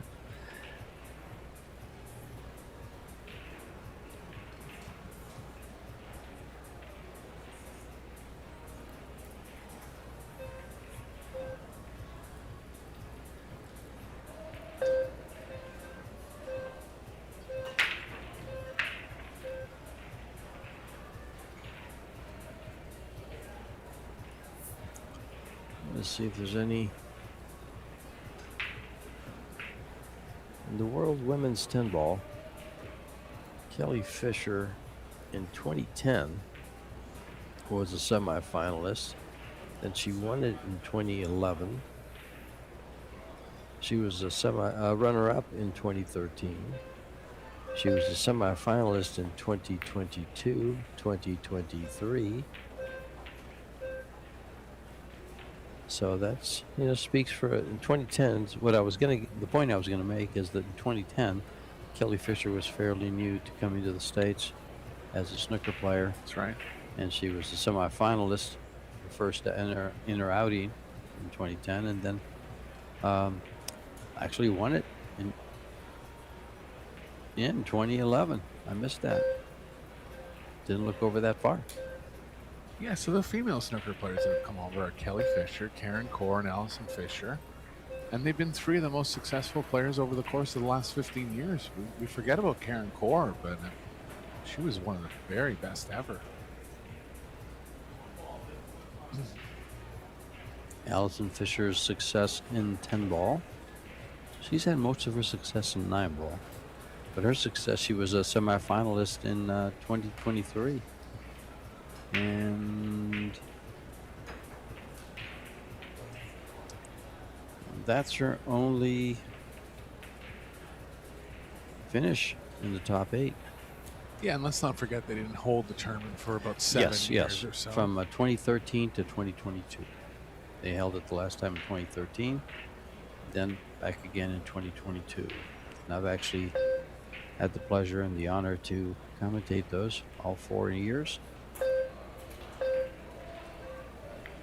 And on some of my streams, I just noticed I've been making a big mistake. I've said that Soa was a semifinalist in 2022 to Cho Che-Yu, and it was Wei. Okay. I just remembered Soa was... I know she played Cho in that tournament because I watched them play, and I just noted how smooth both of them were. And Cho was playing with the micarta ferrule, the brown ferrule cue that she used to use. Yeah.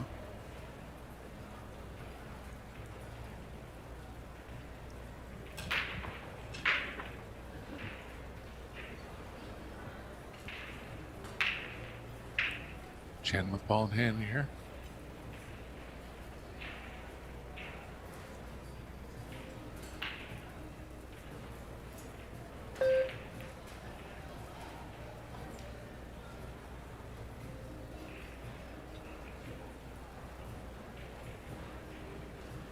Best angle for the 5s blocked by the 10. She's thinking about both angles here. Typically you play the one that's moving the cue ball less, but either will work. See what she comes up with. The reason she's looking to get to the inside of the 10 is the 7. Yeah. On the 5. When she plays the 5, the 7's in the way to get to the 6.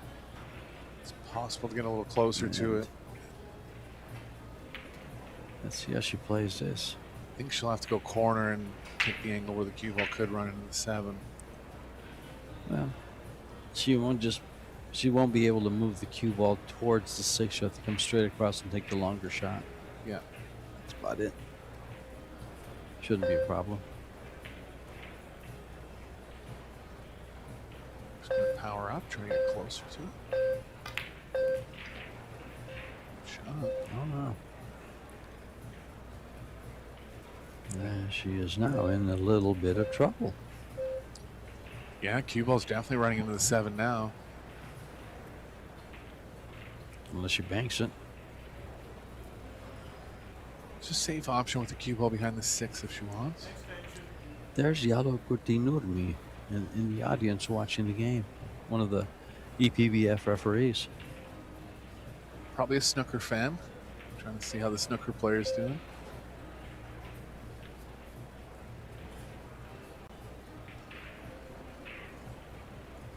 That's him up on the upper left there.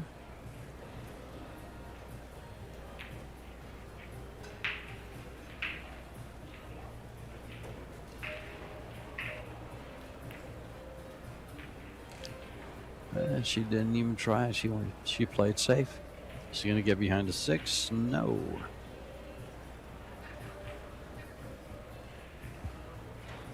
See if I can pick out the proper shot here and see if he recognizes it.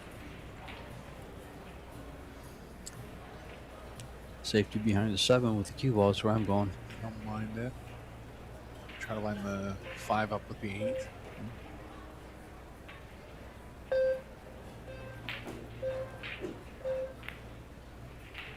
She got that one right.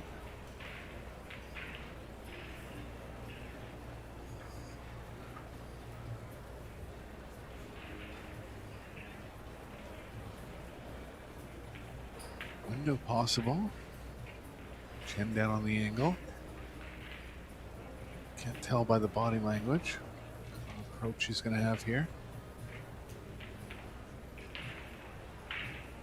Oh, she has enough of it, George. Unlucky for Yi there. I thought she had a full hook.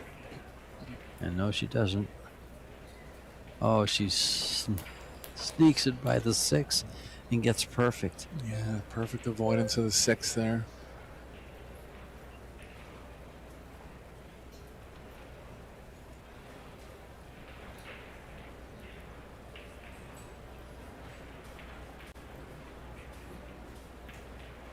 This will be something he's never seen. Sometimes you can put an extension on a snooker cue, but it's just to reach with the bridge. They don't usually shoot with longer cues like that. I should put that one in her thought bank. Well, extensions are, I was going to say they're relatively new, but they're not. They've been used for a long time.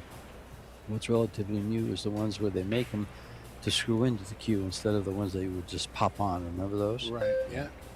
Those have been around for a long time. The ones where they're actually made for the cue. And you can use different size extensions, the 4-inch, 6-inch, 8-inch, 10-inch. Mm-hmm.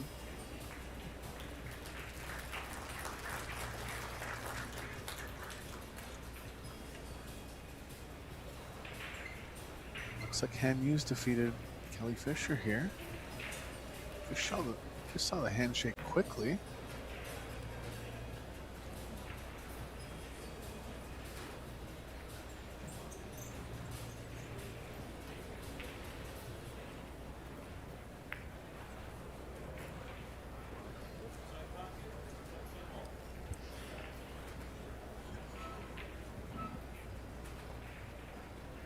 Chen getting through this rack nicely. And opening up the 3rd and deciding set with a win. 1-0.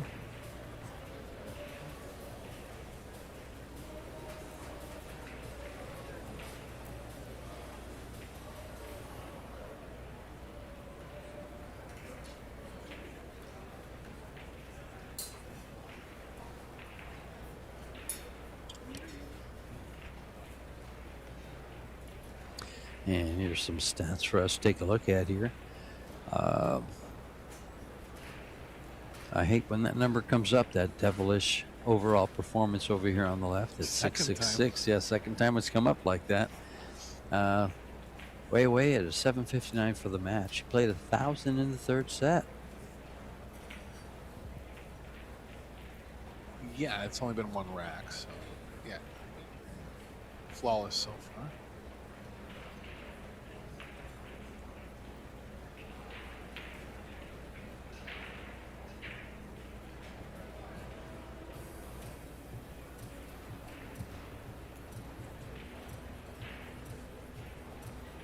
The purple began rush. Cue ball straight to the side pocket off the break, so she mishit it.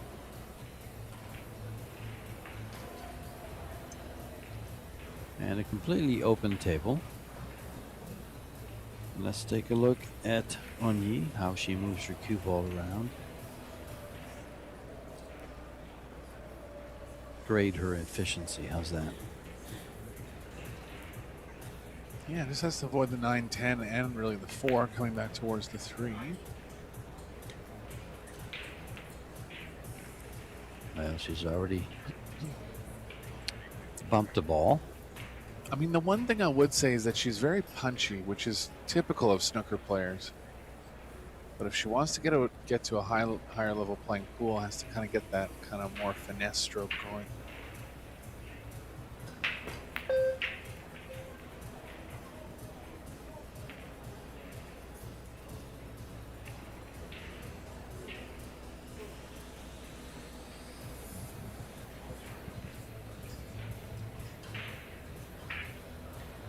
Bit of a roll here for Yi. See if Chen has the short rail. Looks like she doesn't. So then come back 2 rails towards the 2.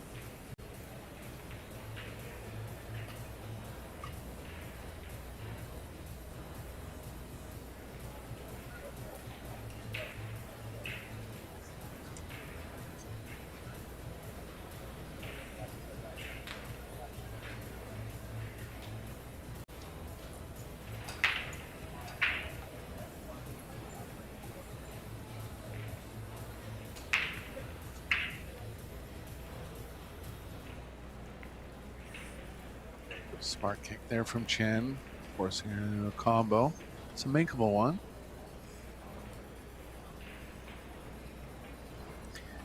I don't play combos. Only on the reds for the most part, really. That's all you can play a combo on. Yeah, that'd be the only time it's illegal play in snooker. Yeah. And the pocketing's so tough, they only play ones that are kind of wired to the pocket. But there you go, just not used to playing that type of shot.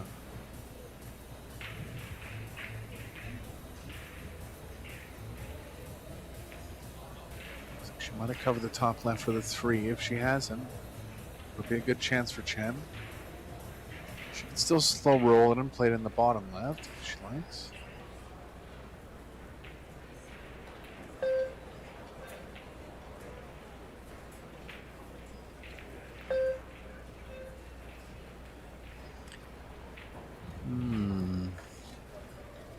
She's going to play it down the rail, or is she going to play safety? Yeah, I think just safety on the 5's good here.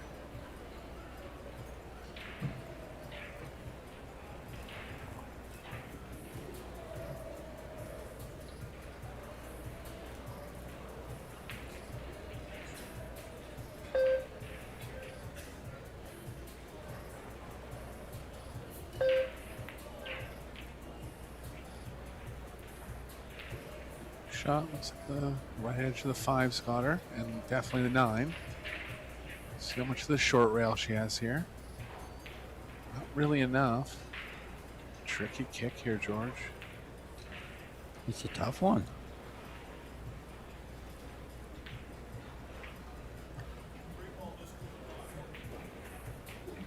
And Dave Pearson, aka Batpool, is looking at that, waiting to see what the young lady would call. Well, whatever it was the call was, it missed completely.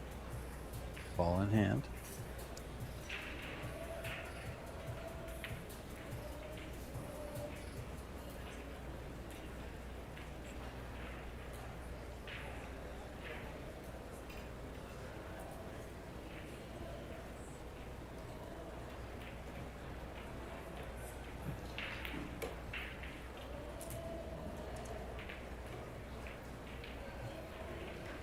Good line to hit the window between the 7-10 now.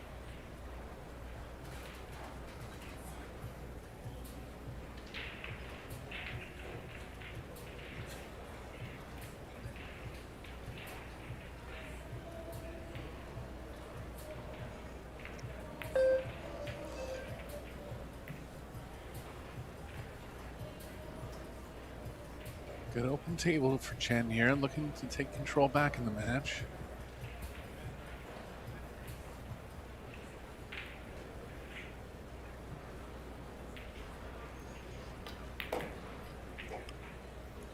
Can you see Onyee's pose over there? She's just kind of studying, just thinking. Studious.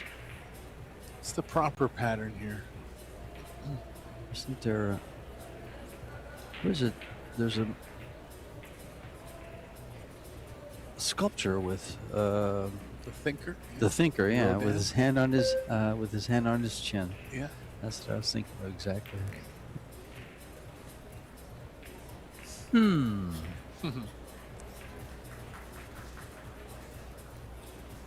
Well, like I said before, any player that's reached the heights of any cue sport is going to be highly intuitive to picking up new things.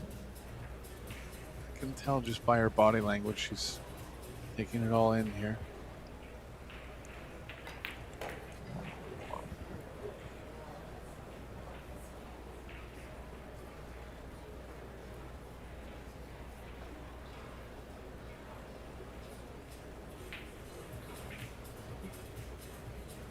Let's see if I can figure out who she might play next. If she loses and if she wins.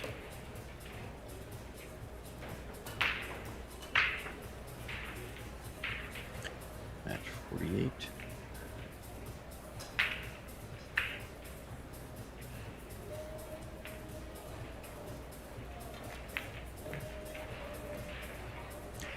She would play the winner of match 49.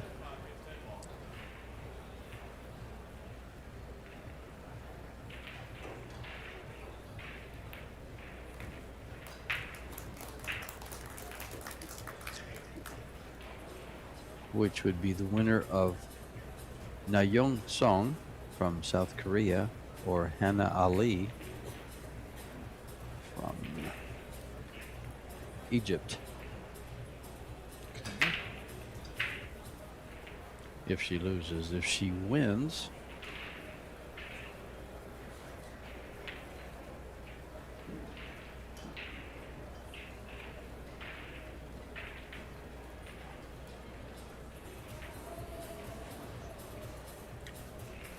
she goes into the winner qualification.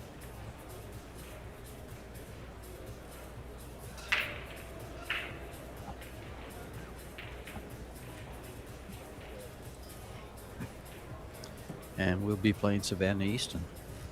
Okay.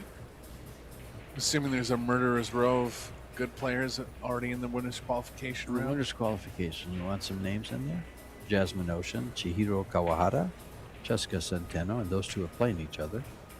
Wang Wanling, Pia Filler, Anita Kanjaya, Onyee, Cho Che-yu, Margarita Fefilova-Steyer, and Savannah Easton.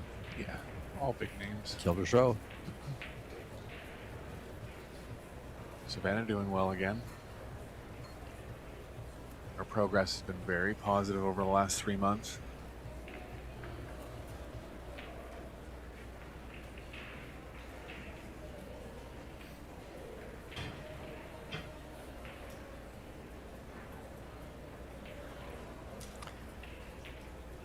Has Sophia Mast lost a match yet?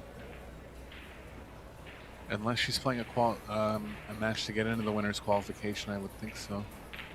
No, she's playing right now. She's playing Shui Xing Shang. That's going to be a tough. Actually, this is tough.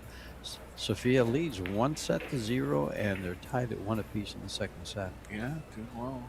She's doing well, very, very well.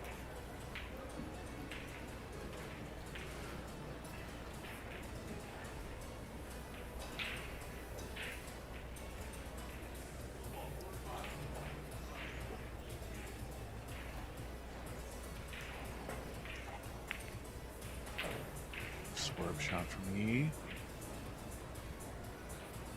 Can leave Chen in a kicking situation here.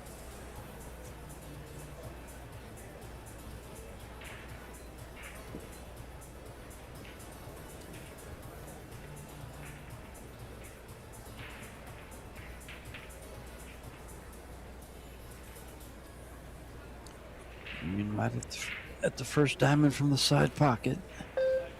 Kicking the ball to the side.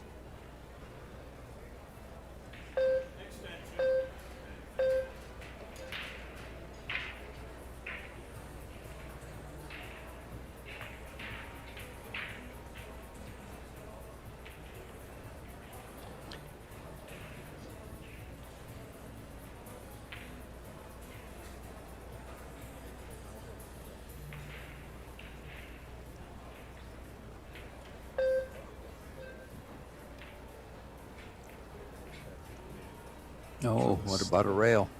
think it's going to get it. No. Hello, ball in hand. Always the danger of hitting the ball at a slow speed like that when it's not close to a rail.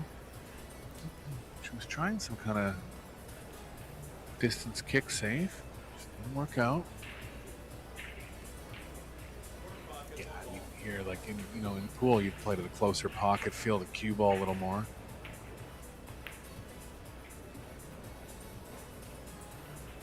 It's really preference, not a big deal on that one, but can tell she's not worried about the pocketing, not afraid to take the longer pocket.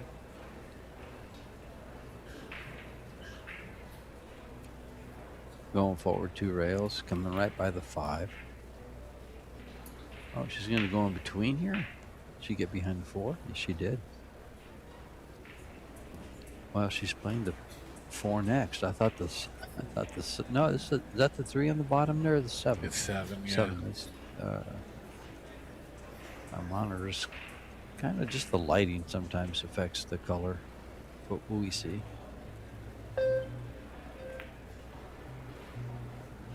Shot. And she gets behind the 8. Yeah, it was tough to actually get behind the 8 It from was. that angle. She knows it.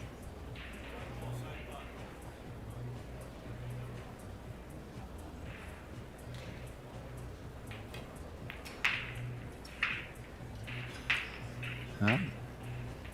It's going to work out.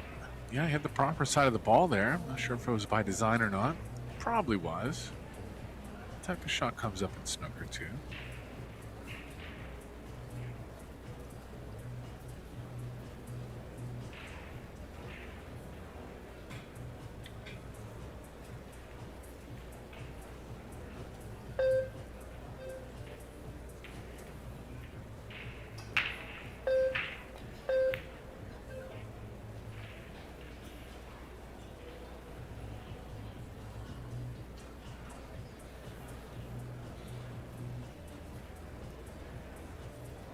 She can see the right edge here. She want to play the cue ball behind the 9. 6 is kind of in the way of the 3 rail path in that case. She still can go between the 6-10 and try to line the cue ball up with the 5, or the 5 ball up with the 8, pardon me.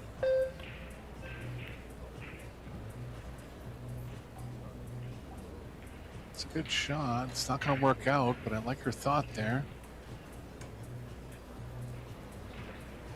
Get on the 6 properly here for Chen. 2 rails back to the side is the only play, really.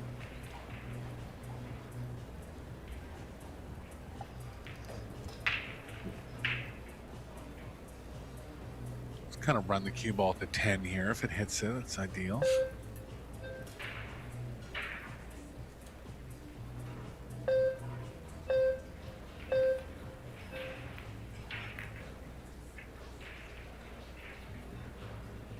Great shot. Speed just slightly hard, and you can see an acknowledgement there.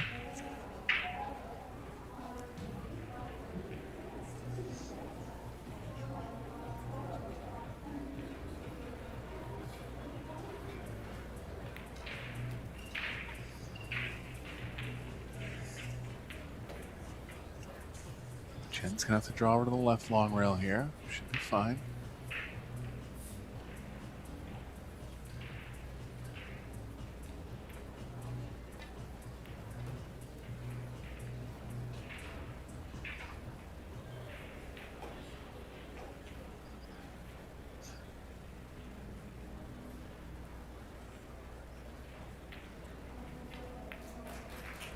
You know who we're missing that's been coming over and playing quite a few matches is Lu Shasha. Yeah, she's not here this week. Yeah, made it to the semifinals in the Women's World 9-Ball Championships, I think. But it's good to see her back. Took her a couple tournaments to get back into the flow, but consider her one of the big favorites to take down any tournament she comes to. And Chen hasn't been over in a long time. No, it's been, she was here, what, 2 years ago? Yeah. I think I saw, she was in New Zealand. Unexpected miss from my Chen. Just a routine 10 ball. See what he does with this. So I got 2 years she hasn't been. Tzu-Chien has not. Yeah, she's playing more hay ball and doing pretty well at it, actually.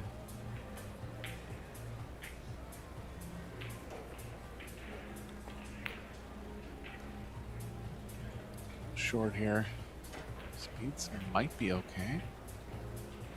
As long as it gets by the side there, it hasn't. This is missable. I mean, we gave Oliver Sholnaki a ball like this to win the match yesterday. Didn't make it.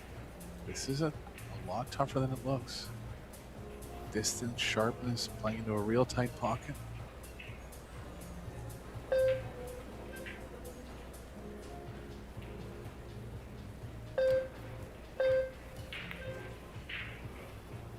There you go. Oh, good. And she's left it. Don't forget, this is the third and deciding set, so if players are tied at 3 after... That would have put Wei at 3. Yeah. She would have been guaranteed a shootout in that case. You have someone dropping things out there? Yeah, sounds like a phone. We know that noise by now. Remember that with Dennis Grave and Joshua Filler? I do. That was in the shootout, wasn't it? Yeah. Yeah. Someone in the audience dropped a phone and just made that loud noise. I don't know if you guys heard it on your speakers or not, but and it stopped play. The players looked up like, what the heck?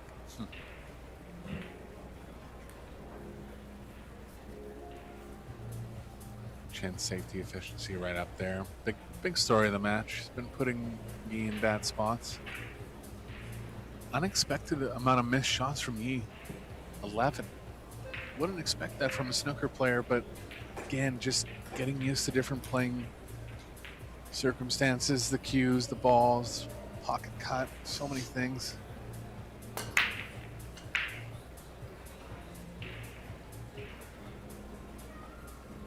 Railer almost drops.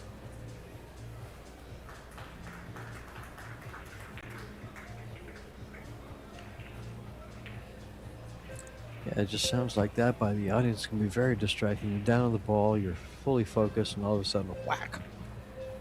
Yellow.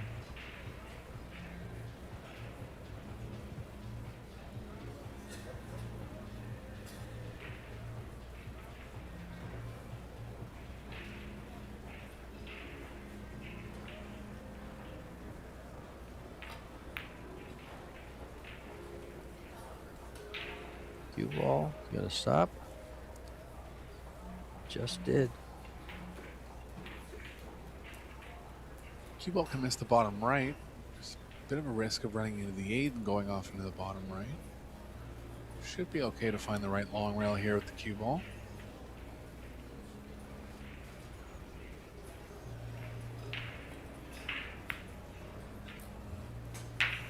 Nearly a foul. Good shot though. Speed just a little off. Looks like Chen's gonna have to run into the 3-4 if she wants to go on offense here.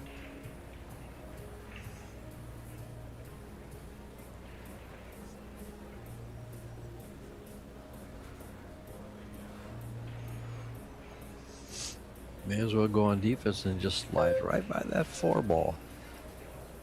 She could, bit of a risk running into balls.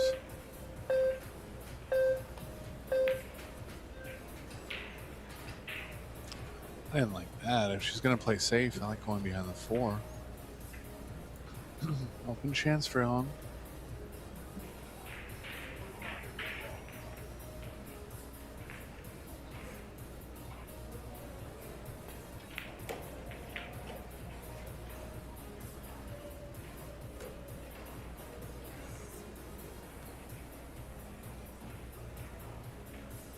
Gaining a little confidence around the table. Playing at a little higher speed than she did in the first set.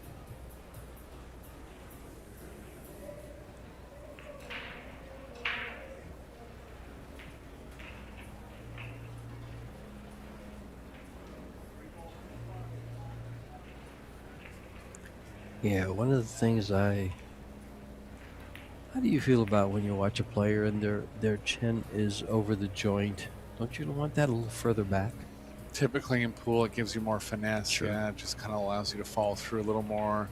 Gives you a better line of sight Yeah. with the cue. And she's right over. Right, she's right. See, she's right over it. It's a little too close.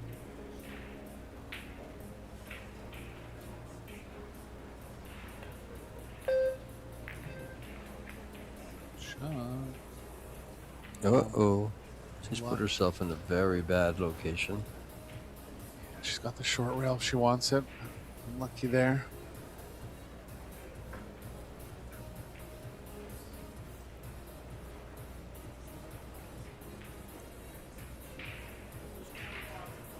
Well, she's figured out where the bridges are. The bridges are actually on the short rails on a snooker table.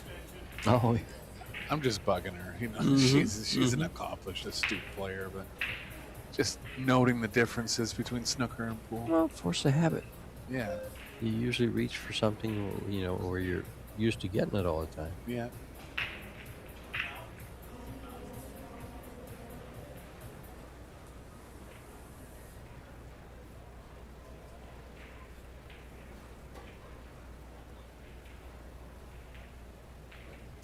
Chen with a good ball in hand chance here. 6 balls to go to get to guarantee herself a shootout.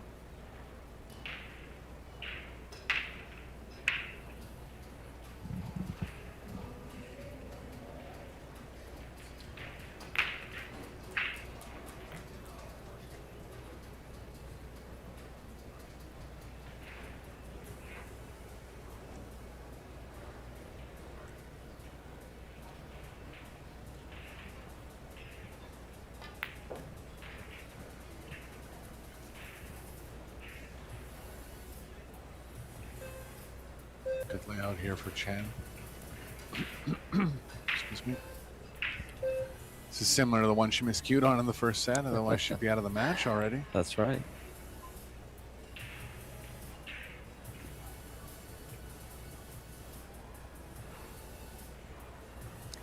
I don't think she's going to let that happen again.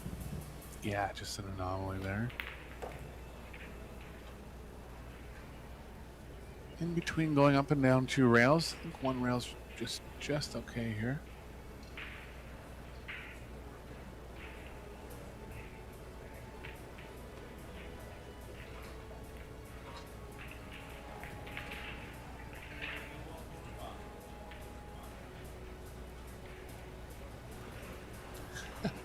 Miss Q still in her mind a little bit. See how she turned away and made sure she had enough chalk on her?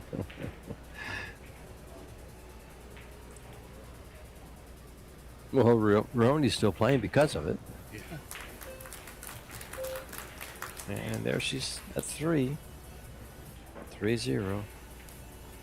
3-1, excuse me.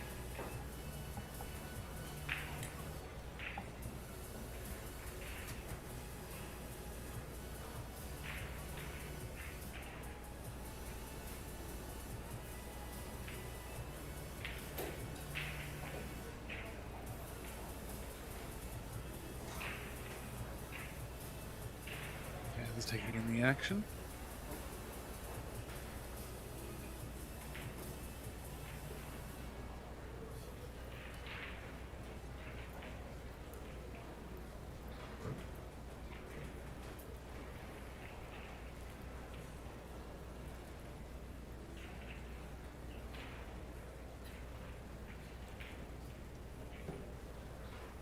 And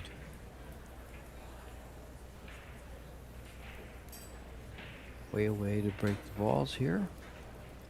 Leading 3-1 in the third and deciding set.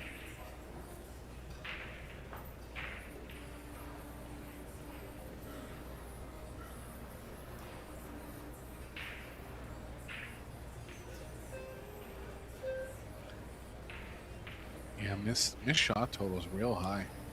Almost 20 missed shots between Wow. both players. There goes the 4-railer. No. Rejected. No shot on the 1. No offensive shot on the 1. Yeah, she might have to roll up to it here. Can she cut it real thin on the left side as we look at it? Yeah, good call. And just come around? That should be behind those walls. Trap one with the 6-8. Sure.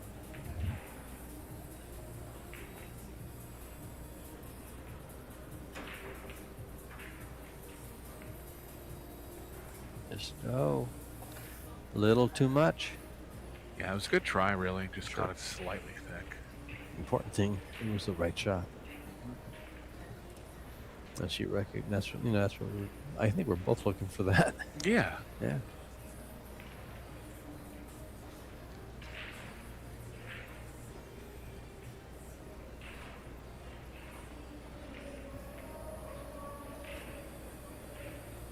Yeah, if I was to throw any critiques at her, I think just trying to hit the ball with a little more finesse. And it's contradictory to what you do in snooker. You typically stun the ball around, punch the ball around. A couple times following the ball instead of drawing it. But it's, like we said, it's a big learning curve. But if she's up for the task, she'll have more tools than 90% of the players that come into the game. Yes, she started in at a higher level. Yeah.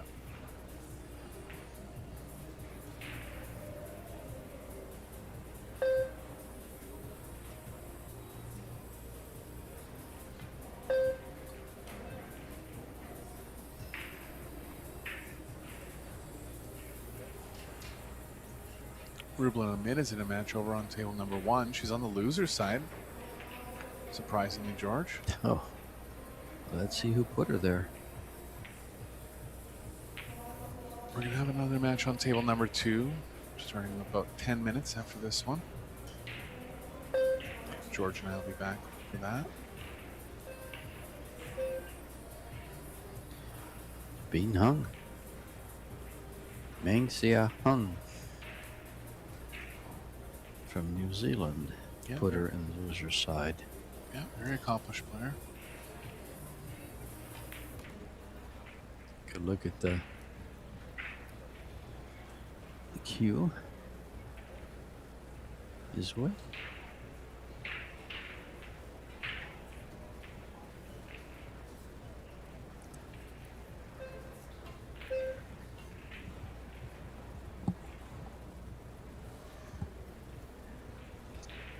Just has to hold on the left side of the table for the 6 now.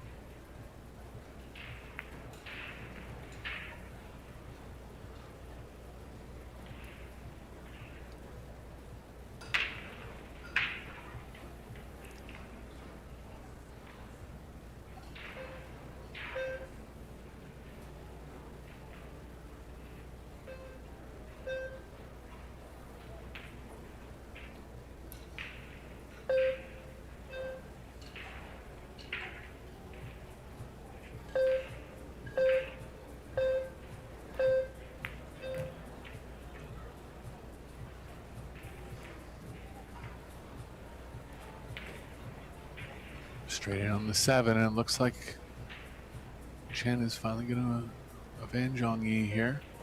We said this once in the second set, so be careful here, George, but she's looking good.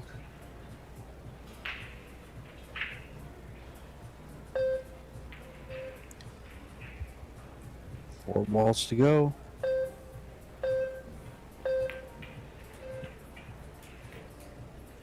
Right down to Pike.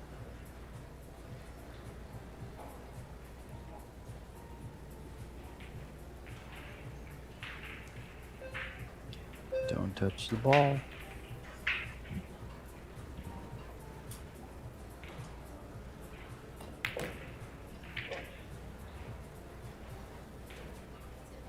Good shot. Strong match from Chen overall. A little bit high on the missed balls. Played safe well though. Break looked okay. Did have some good offensive flurries. Should be looking to improve a little bit going forward.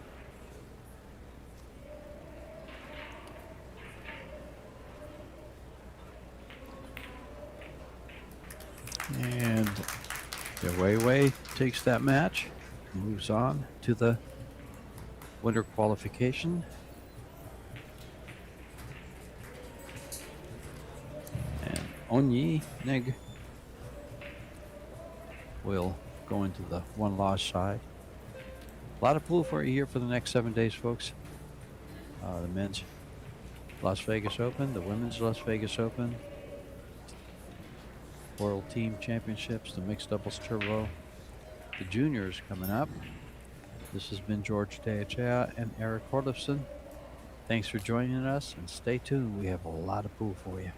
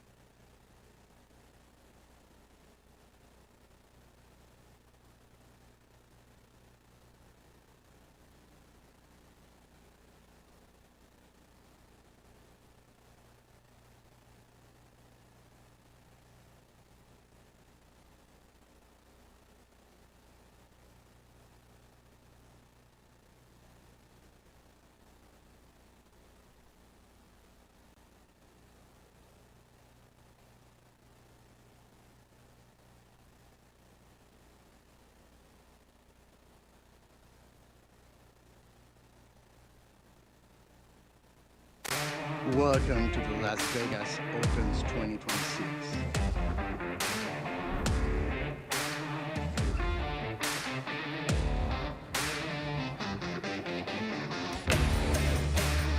What a shot, man. Perfect.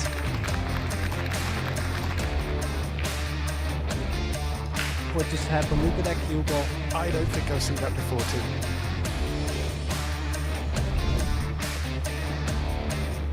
No way.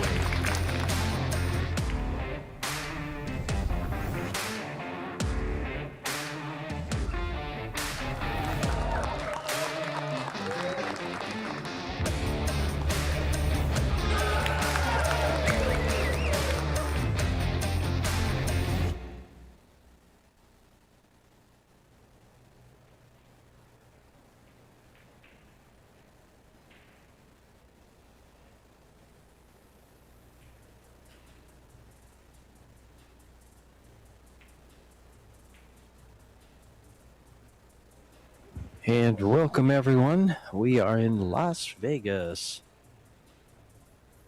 This is the Predator Las Vegas Open, Women's Open. And we are at the Westgate Resort Casino and Casino. Day 3 of 9, nonstop action in conjunction with the 50th annual CSI Expo, with the BCA World and the USA National Championships, with 12,000 amateur players providing people in our stands, 435 tables to be played on here. And this is the Predator Las Vegas Women's 10-Ball Open, 64 players.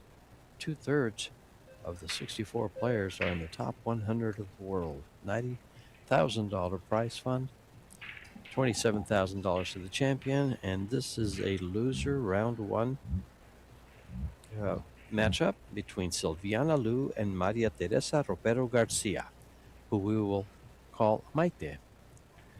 And she is from Spain, Silviana Lu from Indonesia, and this is George Tejea from Tucson, Arizona, and I've got Eric Horlifson from Canada. Toronto? Yep. Toronto, Canada.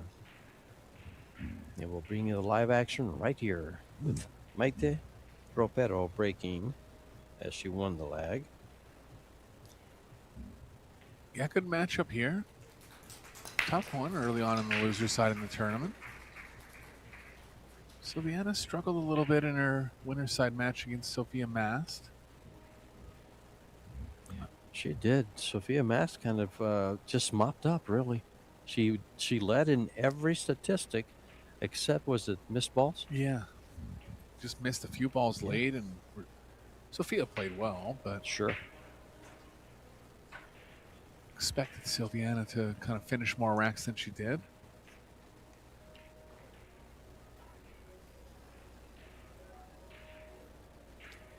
And Silviana Lu will be playing in the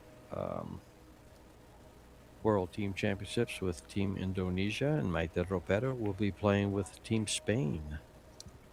And actually, talking to her prior to this match, and she says her favorite event that she's played in has been the mixed doubles in the team championships. Yeah, well, she's always paired with strong partners too, so then she recognizes Well, that. in the mixed double, she was paired with Alberto Delgado from Spain, and they beat some monsters. They finished pretty high. In fact, they cashed. She's got some monster partners, I'll tell you. She's got Jonas Suto and FSR playing with her. David Alcaide. It's a pretty strong team. Absolutely. I mean, if Pretty she's strong able to hold team. her end up, that's going to be one of the favorites to win the event. Well, Maite is a 656 Fargo, Silviana Lu at a 714.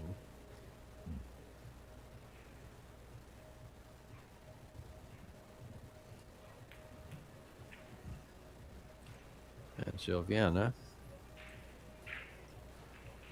has been in line this rack. Yeah, off to a good start here.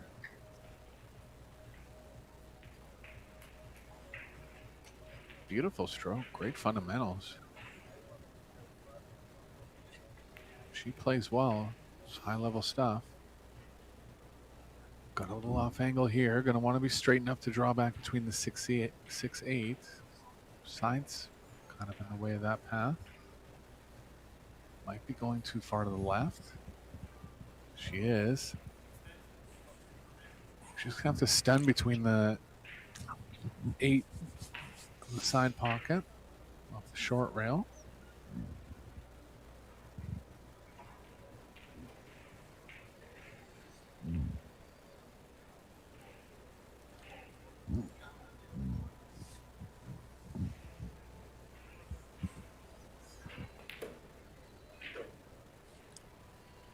Overstunned. She's going to catch the 8. Oh, she caught the 8 on the wrong side of the 8. The other side of the 8 would have given her a real nice position.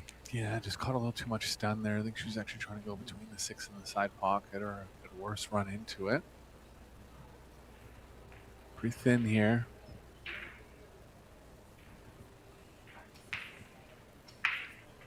She has called it. Shots like this can kind of set the tone for the match, George. Yeah, you execute this, you feel great. You miss it, and you don't feel so well. Actually, it's one of those shots that if you miss it, you're not. And she didn't miss it. But look at this. Out. Is it going to get out? It got out there for her. Yeah, cue ball's going to be okay, too. Yeah, that was that area. That 8 ball was really big there in that angle. Her landing position. To be behind the 8, she had a lot of room. Just a lot of posturing, natural posturing that happens at the start of the match, you know. And if that one goes in, then it kind of serves notice to Ropero that she's going to be in a tough match, too. Well, if you've just joined the Pro Billiard Series, side pocket. It's in. Oh, quick mop up for Maite. But if you haven't been to the Pro Billiard Series events, and we welcome you, but it is double elimination to the final 32. There's no early 10s. It's best of 3 sets, races to 4, a shootout if it's tied at 3 in the final deciding set. And the 3-foul rule is in effect. It is, I did say winter break. So, Maite with 2 balls. This I'm gonna have to call that shot kind of unmissable. Yeah.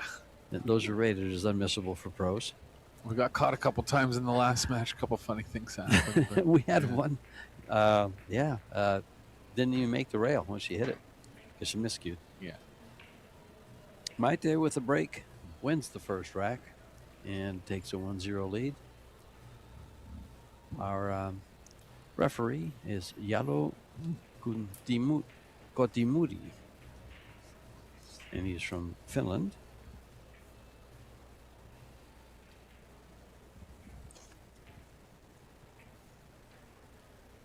And from the Helsinki area, he's a consultant and has been an EPBF referee for 4 years.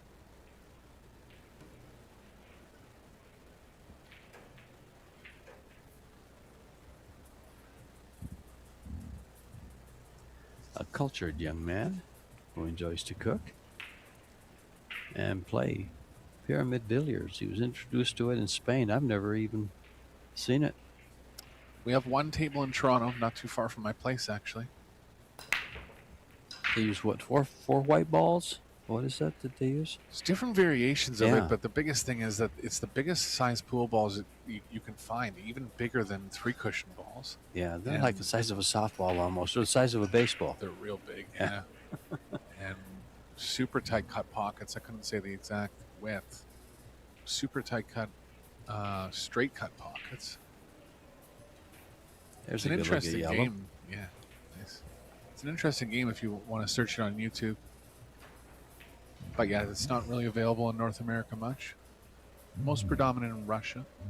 Yes, I've heard that. It's actually called Russian billiards. That's right.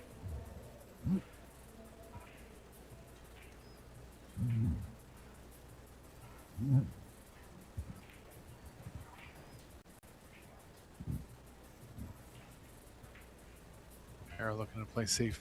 The 2 ball behind the 8 here. She can get her pretty good if she runs the cue ball into the 4 and takes away the right long rail.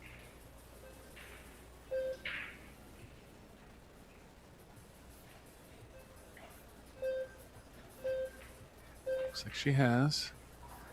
Luke can kick up to the top short rail.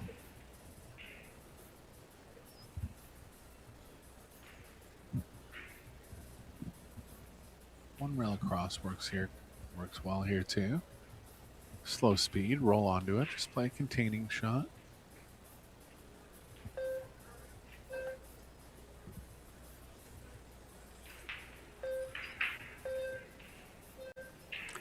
A little high. Will she go for the 3 foul with MS? The 2-8-4. I'd put it against the rail there. No, I guess you can go that way. But I'd come off the rail and to the left side and try to nestle up against the 5-10. I like that. Cover the 2. Yeah, and guaranteed with the 8. The reason I like that is I play a lot of one pocket and I look for little catcher's miss like that. A place to land the cue ball. But this is great actually. That's probably even better and much simpler. Yeah, we didn't assume she could fit the 2 past Yeah. the 8, but that was the proper shot there.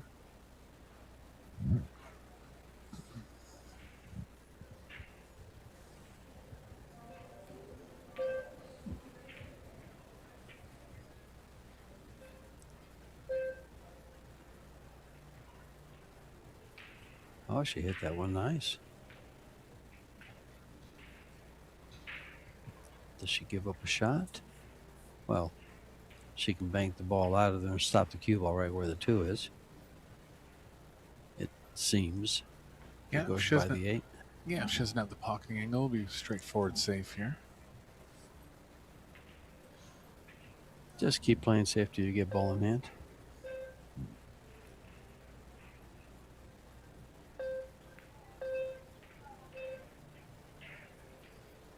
Oh, it's going to come up. Yeah, I expected to get behind the 4 there. The let off for Lou. See if she can get back in the rack now.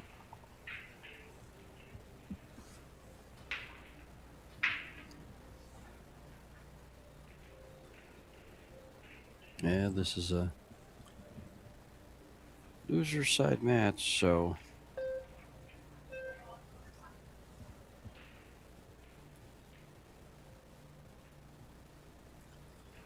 one of these ladies will no longer be in the tournament, and they'll be waiting for the team championships to come around on the 24th.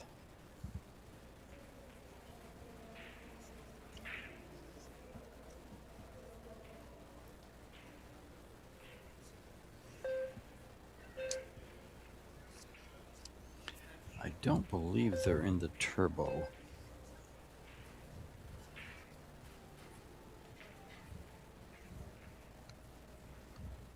Rapero looking to possibly go off the left side, but cue ball's running into the 8. Doesn't have much else. Very tough to kick at. Maite is in the turbo. She's playing with Jeffrey De Luna.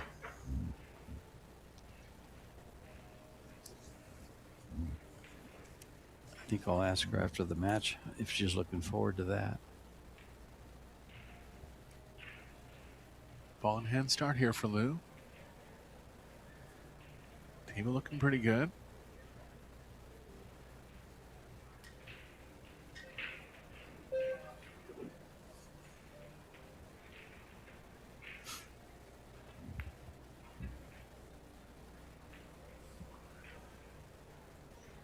Barely too much angle. She's going to have to hold on that side of the table. If she can, she's going to have to look at something underneath it.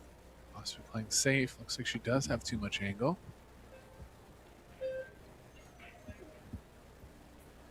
Little mistakes like that are underrated, George. I mean, you just got, if you're straight on that ball, you're just simple position. Now she's in a spot where she's going to let Rapero back to the table, possibly. Good recovery.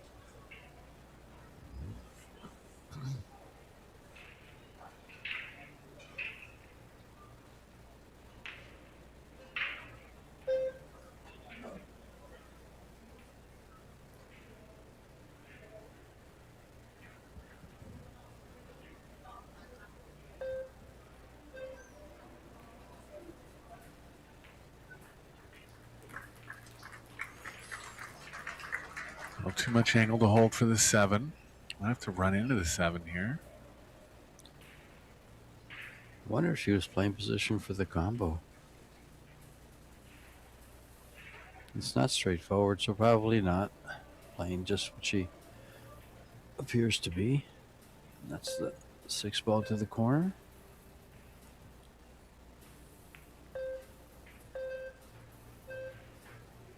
Yeah, running into the 9 was much better than running into the 7 there. Recognize that. Cue ball's playing towards the left middle now. Right middle, pardon me. Looks like if anything, it's going a little to the left of the pocket. That'll play well for the 8.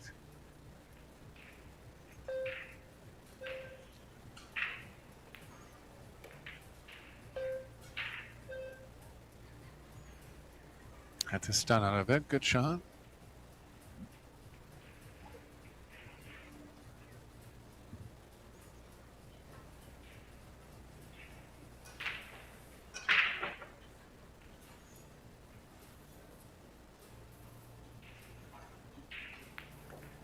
Trying to get the cue ball back to where it was. Pretty much the same line. 3 rails around for the 10 ball.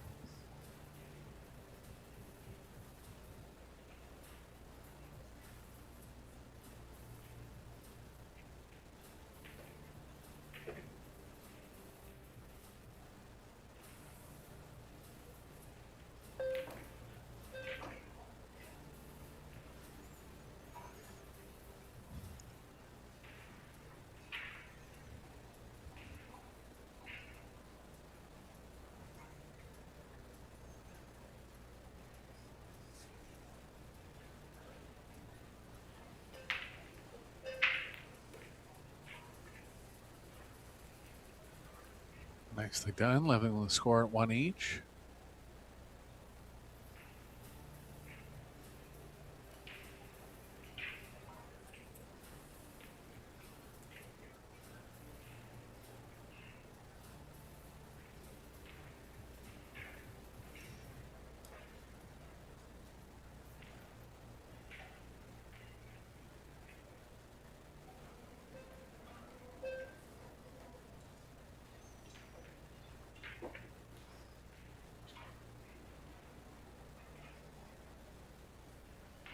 High level from Lou so far. 888 player overall performance. 100% in the saves. Haven't been too many yet.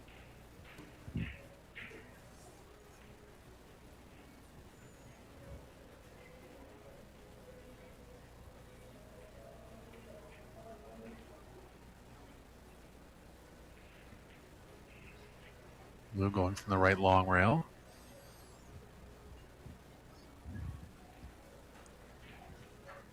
I noticed you didn't read Maita's devilish 666 again. It can happen again. Yes, it did. That's 3 times.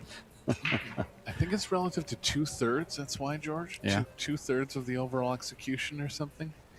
It could be if it's coming up quite a bit. Just round it up to 7 and get it out of here. I have to tell Michael to do that because I hate looking at that number.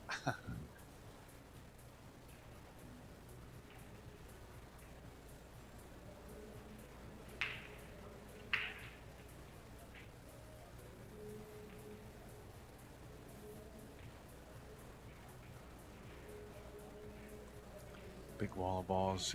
If she can get the 2 near the bottom left. She's got a shot to make it as well. One window between the 3-4 that could get her in trouble.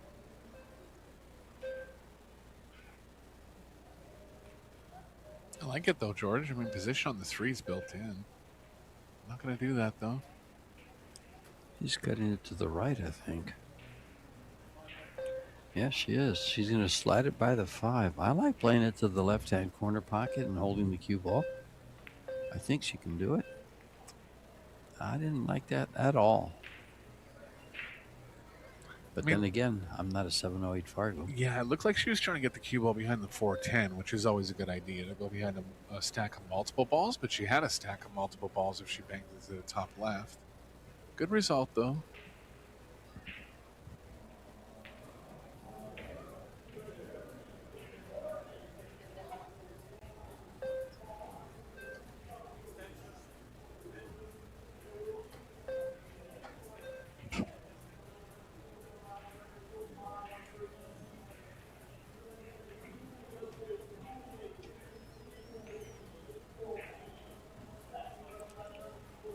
stuck with a jump here.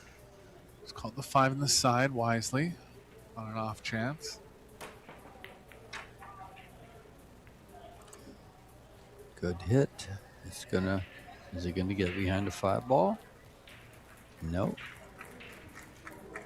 She has the right side of the table to come down for the 3. Yeah, the cue ball's barely missing the 8, but I think it is possible. Clips it thinly, that should be okay too. 5 ball's a bit of a problem coming up the right side. Worth a shot though, I think. Just backed off. Just worried about the cue ball running into the 8. Shot here from Lou.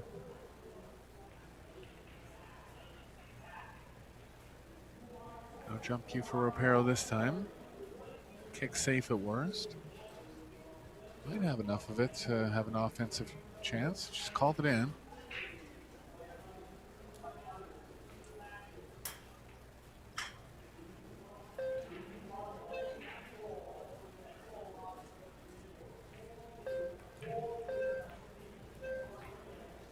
Nice shot. Cue ball. It's gonna go. Ooh, it's gonna catch the 7. If it hits the rail, it goes down the pocket.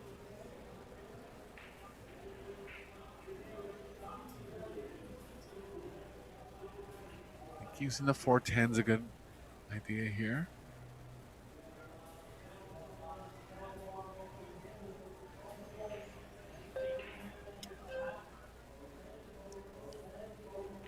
Back on top. There we go. Now, ladies and gentlemen, if you just joined us, for any information on this tournament, the event, the men's open, the women's open, is all at ProBilliardsSeries.com. Find your favorite player, see when he's playing, when they're playing, when she's playing.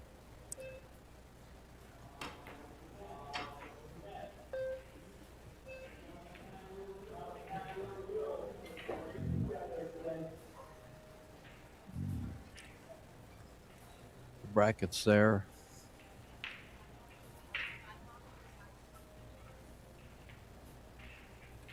A lot of information available. And meanwhile, looks like the 3 balls froze to the rail, so that's going to be tough to go for a bank. 7 ball blocks 1, and I don't think you can put it in the other. I like getting more aggressive there. You want to look to play a shot like that if there's absolutely nothing else. And I'm not saying it was an easy spot, but it's possible to get the cue ball back behind the 410 again.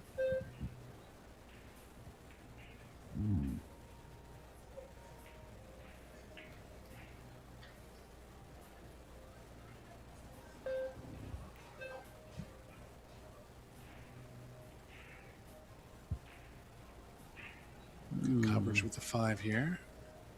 Back to the jump cue for Ropero now.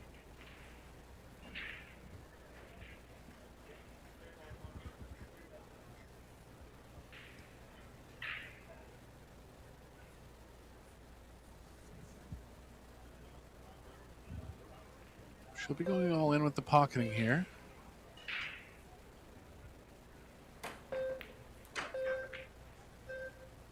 Try, gonna create some distance. Has left it in on the 3 and kind of tied up the 4-6-9 a little more now. Still available with a 3 ball combo.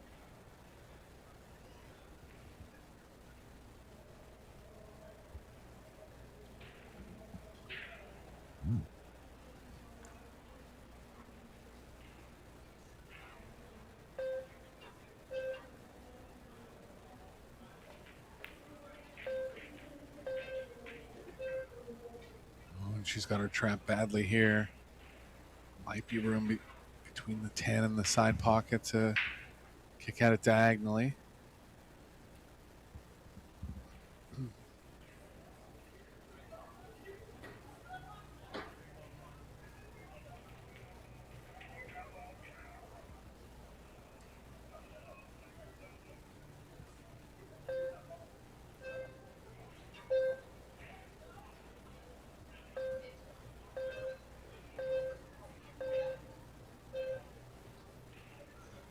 Seen those kicks widen out a lot throughout the course of the week. Happen again there. Players are taking note. They're just going to have to increase their speed a little bit. Like the 3-ball combo here, George? It's pretty lined up.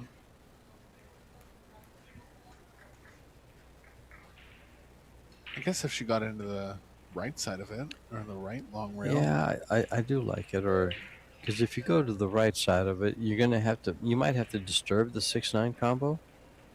Uh-oh, he's fine. Off the 7, maybe? That's a good play, too. That would work. Hmm. I don't think she can miss this. She hits the right side of the 4-ball with a cue ball and uses the carabin of the 6. It makes the 9. Should make the 9. Well, you played your shot, but now look what's going to happen here. Unlucky where the 7 ended up there. Just got a little straight overall, so couldn't really move the cue ball towards the 5.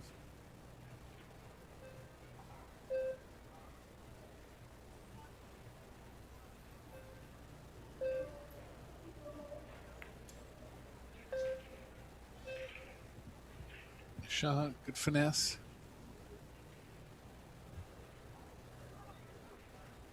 Repairo's been on the defense a lot this rack.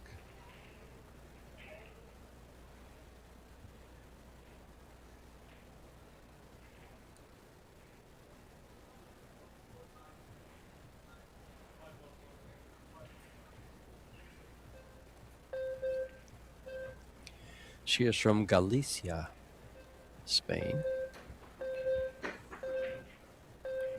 It's where she's living. She's here over in the States quite a bit, though, I will say. She is. Very dedicated player. I like her stroke. She has good stroke power. Pretty good fundamentals. She's improved over the course of the time I've seen her play. Just looking to kind of break into that upper echelon of players, but always a threat, no doubt.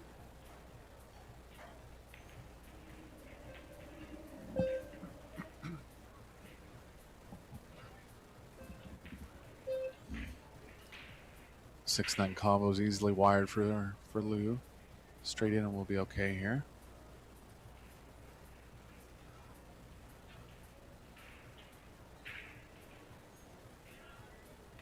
Silviana is a 714 Fargo, and her Fargo ranks 18 of the 64 players, so she's in the upper third. Tropero is down in the about halfway, in fact, exactly the 50 percentile at 32. She is a 656.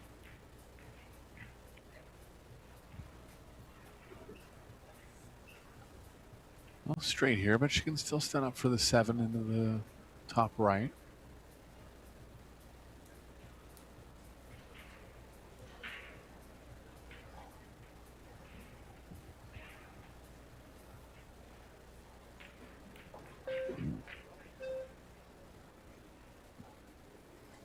Good angle. Just stop the cue ball now.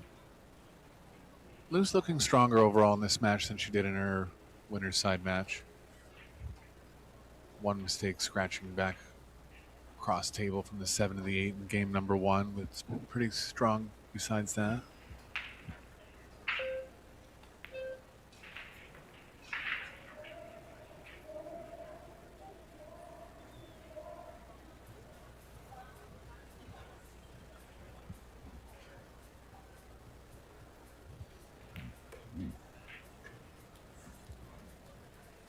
And finally, we have a lead in this match. One game, 2-1.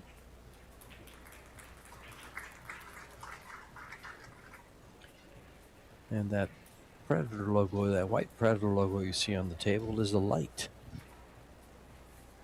It's actually plugged in and changes colors. You can change colors on it. Those are the Predator arc tables. 4 1/8 inch, 4 1/8 inch, 4.5 on the sides.